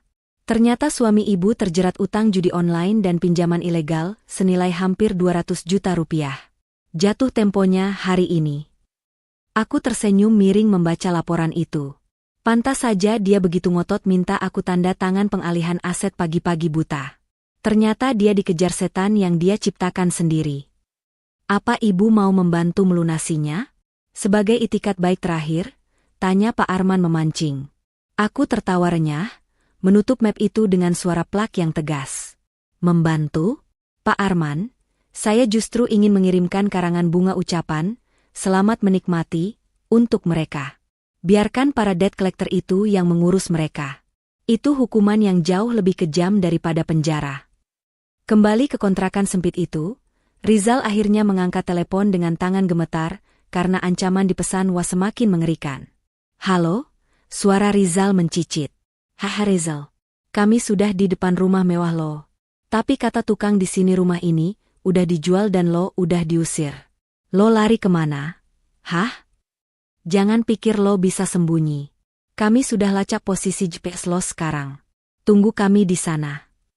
Sambungan telepon terputus. Rizal menjatuhkan ponselnya ke lantai. Lututnya lemas, ia merosot ke bawah. Siapa? Jal? Jawab ibu. Desak Bu Maya, mulai panik melihat ekspresi anaknya yang seperti orang gila. Rizal menatap ibunya dan adiknya dengan pandangan kosong. Mereka datang, Bu, penagih utang. Mereka tahu kita di sini. Apa? Siska menjerit histeris. Utang apa? Kak Rizal punya utang? 200 juta. Bisik Rizal parau. Aku pikir hari ini aku bisa bayar pakai uang berliah. 200 juta? Bu Maya memegang dadanya, matanya terbalik ke atas, dan kali ini ia benar-benar pingsan. Ambruk menimpa koper berisi baju-baju mewahnya yang kini tak lebih dari sampah tak berguna. Di luar gang, suara deru motor-motor knalpot bising mulai terdengar mendekat, seperti suara pasukan pencabut nyawa yang siap menagih janji. Di seberang kota, aku berdiri menatap jendela kaca gedung tinggi, memandang langit biru Jakarta. Kurasakan getaran ponselku. Sebuah pesan masuk dari Pak Arman, gugatan sudah didaftarkan. Selamat datang di hidup baru, Bu Berliah. Aku tersenyum puas. Babak penghancuran mental mereka baru saja dimulai, dan aku bahkan tidak perlu mengotori tanganku sendiri. Suara gedoran di pintu kayu yang lapuk itu terdengar, seperti dentuman meriam yang siap menghancurkan sisa-sisa kewarasan keluarga Rizal. Rumah petak sempit itu bergetar setiap kali tinju-tinju keras menghantam daun pintu dari luar. Buka. Kami tahu kalian di dalam. Jangan sembunyi tikus-tikus got. Teriakan kasar seorang pria dari balik pintu, membuat Siska menjerit tertahan sambil memeluk lututnya di pojok ruangan. Bu Maya yang baru saja siuman dari pingsannya, kembali gemetar hebat, wajahnya pucat pasi seolah darahnya berhenti mengalir. Rizal, yang seharusnya menjadi pelindung keluarga, justru meringkuk di dekat lemari tua, matanya liar mencari jalan keluar. Namun, tidak ada jendela belakang, tidak ada pintu rahasia. Mereka terperangkap. Brak! Engsel pintu yang sudah karatan itu akhirnya menyerah. Pintu terbuka paksa, menabrak dinding dengan keras hingga ket temboknya rontok. 3 orang pria berbadan kekar dengan jaket kulit hitam dan tatapan membunuh melangkah masuk, memenuhi ruangan sempit itu dengan aura intimidasi yang pekat. Bau rokok dan keringat menguar dari tubuh mereka, bercampur dengan bau apek kontrakan, menciptakan aroma keputusasaan. Nah, ini dia tuan muda kita, ucap salah satu pria yang memiliki luka parut di pipinya, menyeringai menatap Rizal yang gemetar. Gaya doang selangit, main judi elit, tapi bayar utang sulit. Tolong beri saya waktu, Bang. Rizal memohon, suaranya tercekat. Ia merangkak mundur hingga punggungnya menabrak tembok. Saya sedang usahakan. Istri saya, maksud saya, mantan istri saya, dia kaya raya. Nanti kalau gugatan harta gono gini cair, saya bayar 2 kali lipat. Sumpah. Pria itu tertawa keras, lalu menendang koper Bu Maya yang tergeletak di lantai.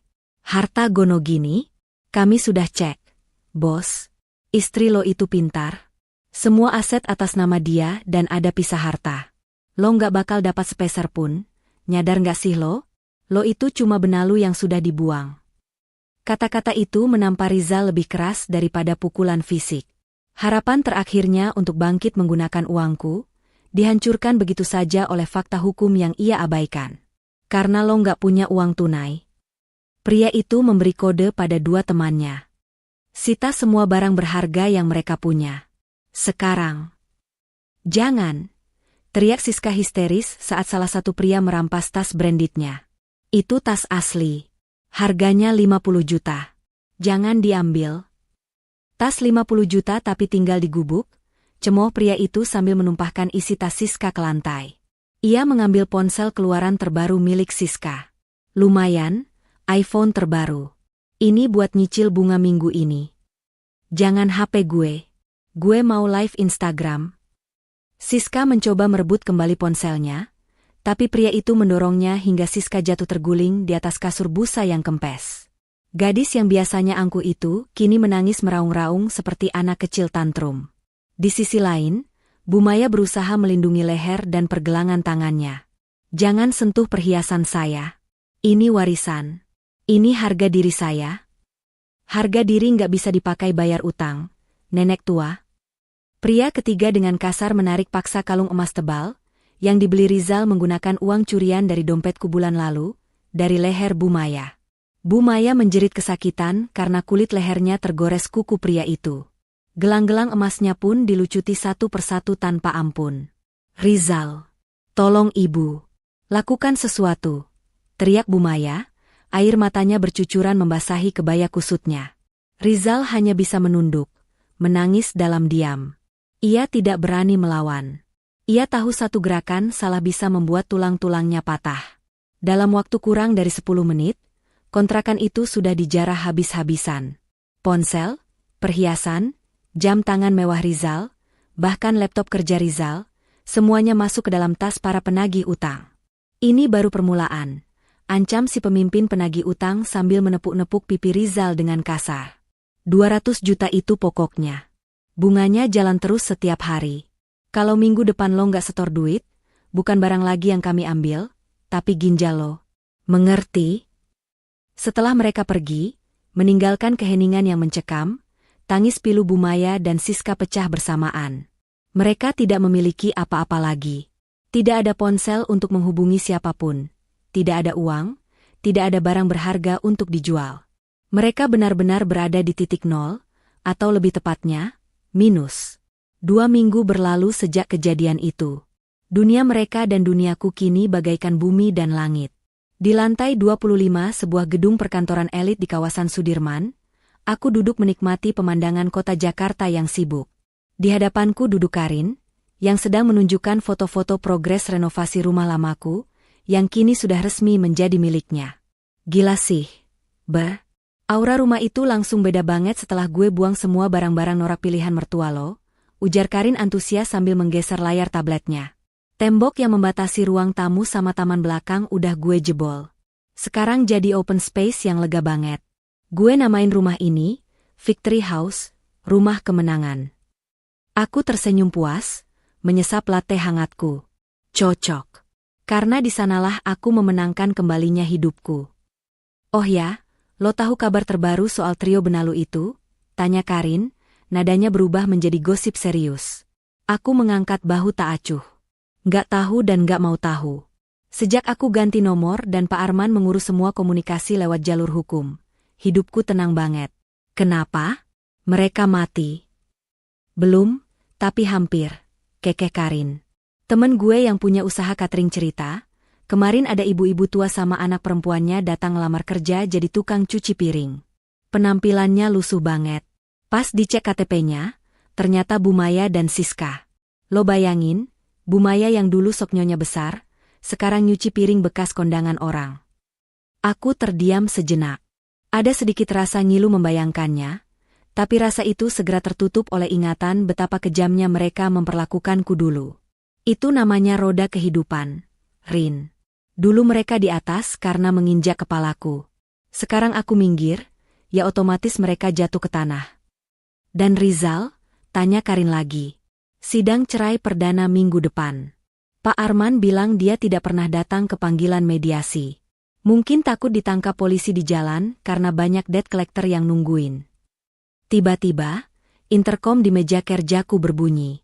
Suara resepsionis terdengar ragu-ragu. Selamat siang, Bu Berlia. Maaf mengganggu. Ada seorang pria di lobi bawah yang memaksa ingin bertemu ibu. Dia tidak punya kartu identitas untuk ditukar dengan kartu akses, dan penampilannya agak mengganggu kenyamanan tamu lain. Dia mengaku suami ibu. Aku dan Karin saling berpandangan. Karin mengangkat alisnya, seolah berkata, "Tuh kan, panjang umur. Biarkan dia di lobi, Mbak. Jangan kasih akses naik. Saya akan turun sebentar lagi. Dan panggilkan 2 security untuk mendampingi saya," perintahku tegas. 5 menit kemudian, aku melangkah keluar dari lift di lantai dasar, didampingi 2 petugas keamanan berbadan tegap. Di dekat pintu kaca lobi, aku melihatnya. Rizal.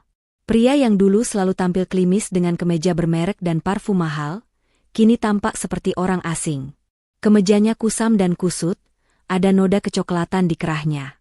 Wajahnya tirus, matanya cekung dengan lingkaran hitam yang pekat, dan rambutnya berantakan. Ia terlihat 10 tahun lebih tua. Ia sedang berdebat dengan resepsionis, tapi begitu melihatku, matanya langsung binar keputusasaan. "Berlia?" serunya parau. Ia mencoba lari mendekatiku, tapi 2 security langsung menahan bahunya dengan sigap. "Berlia, tolong aku. Tolong Mas. Sayang." Racau Rizal, ia berusaha memberontak dari pegangan security. Orang-orang yang lalu lalang di lobi menatapnya dengan pandangan aneh dan jijik. Mereka mau bunuh aku. Utangku numpuk. Ibu sakit-sakitan di kontrakan, Siska depresi. Kamu harus tolong kami. Kita kan keluarga. Aku berhenti sekitar 3 meter darinya. Aku menatapnya dari ujung kaki ke ujung kepala dengan tatapan datar. Tidak ada lagi detak jantung yang berdebar karena cinta, tidak ada lagi rasa sakit karena dikhianati. Yang ada hanyalah rasa iba melihat betapa rendahnya manusia bisa jatuh akibat keserakahan. "Keluarga?" ulangku pelan, namun cukup tajam untuk didengarnya. "Keluarga mana yang kamu maksud, Mas? Keluarga yang bersekongkol untuk merampok harta istrinya? Keluarga yang mengusir istrinya dari rumahnya sendiri? Atau keluarga yang memfitnah istrinya mandul dan pelit?" Aku hilaf. Aku salah. Aku minta maaf." Rizal menangis, air matanya meleleh di pipinya yang kotor. Ia menjatuhkan dirinya berlutut di lantai marmer yang dingin, posisi yang sangat memalukan bagi seorang pria yang dulu sangat menjunjung tinggi harga dirinya. "Tolong bayarkan utangku sekali ini saja. Setelah itu aku janji akan ceraikan kamu baik-baik." Aku nggak kuat, Aku dikejar-kejar orang setiap hari. Aku nggak bisa tidur, nggak bisa makan. Aku menghela napas panjang, lalu melangkah maju sedikit. Bukan untuk membantunya berdiri, tapi untuk memberikan vonis terakhir. "Mas, ingat uang 100.000 yang kuberikan 2 minggu lalu? Itu adalah sedekah terakhirku," ucapku dingin. "Soal utangmu, itu urusanmu dengan Tuhan dan rentenir. Hartaku bukan solusi untuk kebodohanmu. Dan soal cerai, tanpa persetujuanmu pun, pengadilan akan memutusnya secara fair stake karena ketidakhadiranmu. Bukti KDRT psikis dan penelantaran ekonomi sudah lebih dari cukup." "Berlia, tega kamu. Aku ini suamimu," teriak Rizal histeris, suaranya menggema di lobi. "Mantan," koreksiku tegas. Aku menoleh pada kepala keamanan. "Pak, orang ini mengganggu kenyamanan saya dan klien kantor. Tolong diamankan dan pastikan dia tidak pernah bisa mendekati radius 100 meter dari gedung ini lagi." "Siap, Bu Berlia," jawab petugas itu. Rizal diseret keluar oleh petugas keamanan, kakinya terseret di lantai sambil terus berteriak memanggil namaku dan memaki-maki. "Kamu wanita kejam, Berlia. Kamu bakal nyesel. Aku sumpahin kamu." Suara teriakannya perlahan menghilang di balik pintu kaca otomatis yang tertutup rapat, teredam oleh hiruk-pikuk kota Jakarta yang kejam bagi mereka yang lemah, namun penuh peluang bagi mereka yang kuat. Aku berdiri diam sejenak, merapikan blazerku. Karin yang berdiri di belakangku menepuk pundakku pelan. "Lo oke?" Aku berbalik menatap Karin dan tersenyum lebar. Senyum paling tulus yang pernah kuberikan dalam waktu yang lama. "Lebih dari oke, Rin." Rasanya seperti baru saja membuang sampah busuk yang sudah terlalu lama disimpan di dalam rumah. Lega. "Mantap. Kalau gitu, ayo kita rayakan." "Seafood?" ajak Karin. "Gas," jawabku. Sementara aku melangkah menuju masa depan yang cerah. Di luar sana, Rizal terlempar ke trotoar panas, kembali ke neraka dunia yang ia ciptakan sendiri. Tidak ada lagi jalan pulang, tidak ada lagi tempat berlindung. Karma telah menyelesaikan tugasnya dengan sangat rapi. Suara ketukan palu hakim sebanyak 3 kali menggema di ruang sidang pengadilan agama yang hening. Tok, tok, tok. Suara itu terdengar bagaikan simfoni terindah yang pernah kudengar seumur hidupku. Hakim ketua baru saja membacakan putusan akhirnya, mengabulkan gugatan ceraiku secara fair stake karena Rizal, selaku tergugat, tidak pernah sekalipun menampakkan batang hidungnya dalam persidangan. Hak asuh atas diriku sendiri, hartaku, dan masa depanku, kini kembali sepenuhnya ke tanganku. Selamat, Bu Berlia. Anda resmi bebas, bisik Pak Arman sambil menjabat tanganku erat. Mengenai tuntutan Gonogini yang sempat diajukan pengacara abal-abal sewaan Rizal minggu lalu, semuanya ditolak mentah-mentah oleh majelis hakim karena terbukti aset tersebut adalah harta bawaan dan adanya perjanjian pisah harta yang sah. Aku menghela napas lega, seolah baru saja melepaskan ransel berisi batu seberat 1 ton dari pundakku. Terima kasih, Pak Arman. Bapak sudah menyelamatkan hidup saya. Keluar dari gedung pengadilan, langit Jakarta tampak cerah. Secerah perasaanku.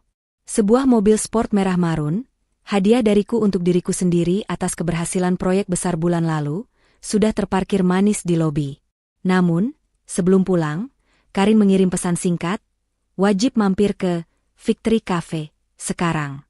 Ada menu baru dan ada pemandangan menarik di seberang jalan. Aku menuruti permintaan sahabat gilaku itu. Aku mengarahkan mobil menuju alamat rumah lamaku, rumah penuh kenangan pahit yang kini telah disulap Karin menjadi kafe paling hits di Jakarta Selatan. Sesampainya di sana, aku hampir tidak mengenali tempat itu. Pagar tinggi yang dulu angkuh kini berganti menjadi area terbuka yang asri.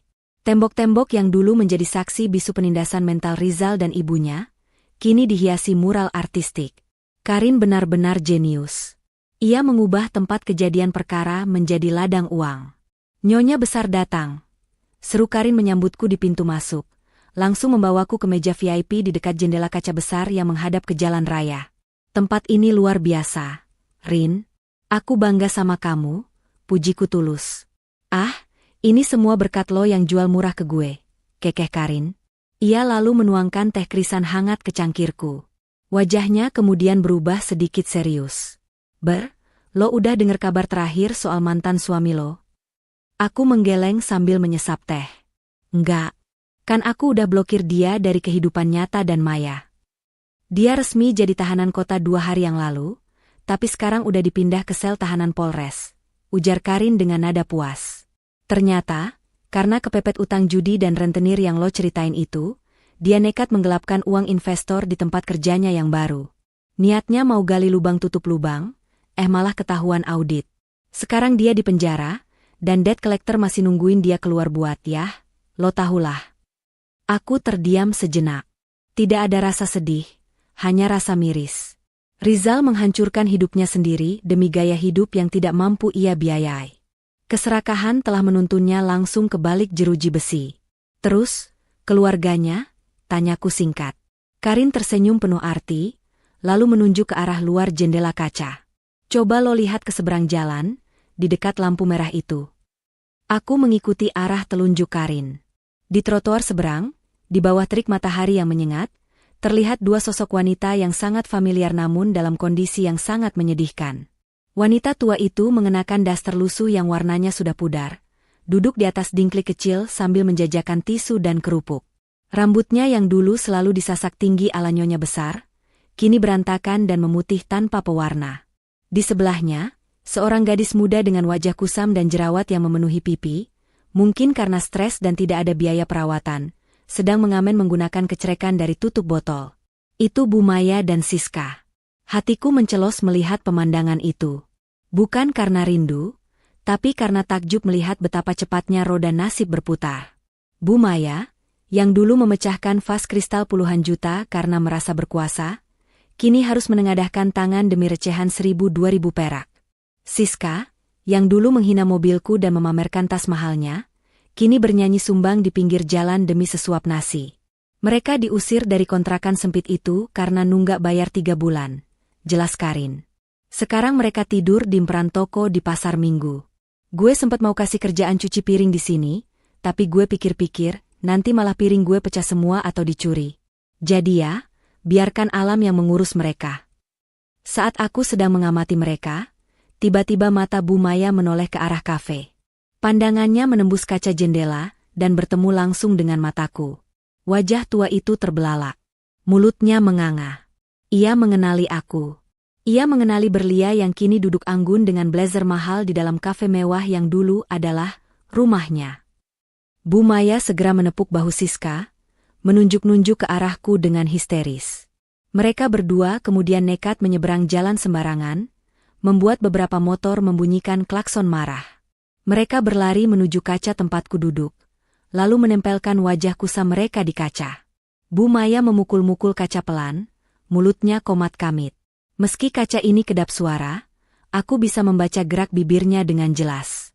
Berlia, anakku, menantuku, tolong ibu, maafkan ibu. Ia menangis, air matanya membuat kaca itu berembun. Tangannya menangkup memohon-mohon. Siska juga ikut menangis, menunjuk perutnya, mengisyaratkan bahwa dia lapar.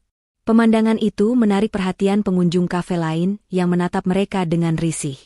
Karin sudah hendak berdiri memanggil security, tapi aku menahan tangannya. Biar aku saja, Rin, ini penutup yang kubutuhkan. Aku berdiri, berjalan mendekati kaca itu. Bu Maya tersenyum lebar, matanya berbinar penuh harap. Mungkin dia berpikir hati, menantu bodoh, nya ini akan luluh melihat air mata buaya. Mungkin dia berpikir aku akan keluar, memberi mereka uang, dan mengajak mereka tinggal di rumah baruku. Aku menatap mata Bu Maya dalam-dalam dari balik kaca. Lalu, perlahan, aku mengangkat tanganku. Bu Maya semakin histeris, mengira aku akan membuka pintu. Namun, aku hanya melambaikan tangan dengan gerakan santai, lalu menyunggingkan senyum tipis, senyum perpisahan abadi. Setelah itu, aku berbalik badan, memunggungi mereka, dan kembali duduk menghadap Karin. Aku mengambil garpu, memotong kue red velvet di piringku, dan memakannya dengan nikmat. Di luar sana, Bu Maya meraung, merosot ke tanah. Harapan terakhirnya baru saja menghancurkannya dengan keacuhan yang mematikan. Security cafe akhirnya datang dan menggiring mereka menjauh, karena dianggap mengganggu kenyamanan pelanggan. Sadis, komentar Karin sambil tertawa kecil, tapi elegan. Mereka bukan siapa-siapaku lagi, Rin, jawabku tenang. Hanya orang asing yang pernah numpang lewat di salah satu bab kehidupan saya yang sudah saya tutup bukunya. Sore itu, aku keluar dari kafe dan masuk ke dalam mobil merahku. Saat melaju meninggalkan tempat itu, aku melihat dari kaca spion, Bu Maya dan Siska duduk di trotoar, menatap debu jalanan dengan tatapan kosong. Mereka telah kehilangan segalanya. Harta, keluarga, harga diri, dan masa depan. Aku menyalakan musik jazz favoritku, menginjak pedal gas, dan melaju membelah jalanan Jakarta. Aku, Berlia, telah berhasil merebut kembali mahkotaku. Tidak ada lagi benalu, tidak ada lagi drama. Hanya ada aku dan kesuksesan yang membentang luas di depan sana. Permainan selesai. Dan sang ratu menang mutlak. Pesan moral. Kemandirian adalah senjata. Bagi seorang wanita, memiliki kemandirian finansial dan kecerdasan adalah benteng pertahanan terbaik. Jangan pernah menggantungkan hidup sepenuhnya pada orang lain, bahkan pada pasangan sendiri, karena hati manusia bisa berubah. Bahaya keserakahan Bu Maya dan Rizal untuk menguasai harta yang bukan hak mereka justru menjadi bumerang yang menghancurkan hidup mereka sendiri. Bersyukurlah dengan apa yang dimiliki, jangan iri pada milik orang lain. Karma itu nyata. Perbuatan jahat, sekecil apapun, akan selalu menemukan jalan untuk kembali kepada pelakunya dengan dampak yang lebih besar. Siapa yang menanam angin, dia akan menuai badai. Harga diri versus gaya hidup. Jangan memaksakan gaya hidup mewah jika tidak sesuai dengan kemampuan. Rizal hancur karena gengsi dan utang demi terlihat kaya, padahal kekayaan sejati adalah ketenangan hati tanpa lilitan utang.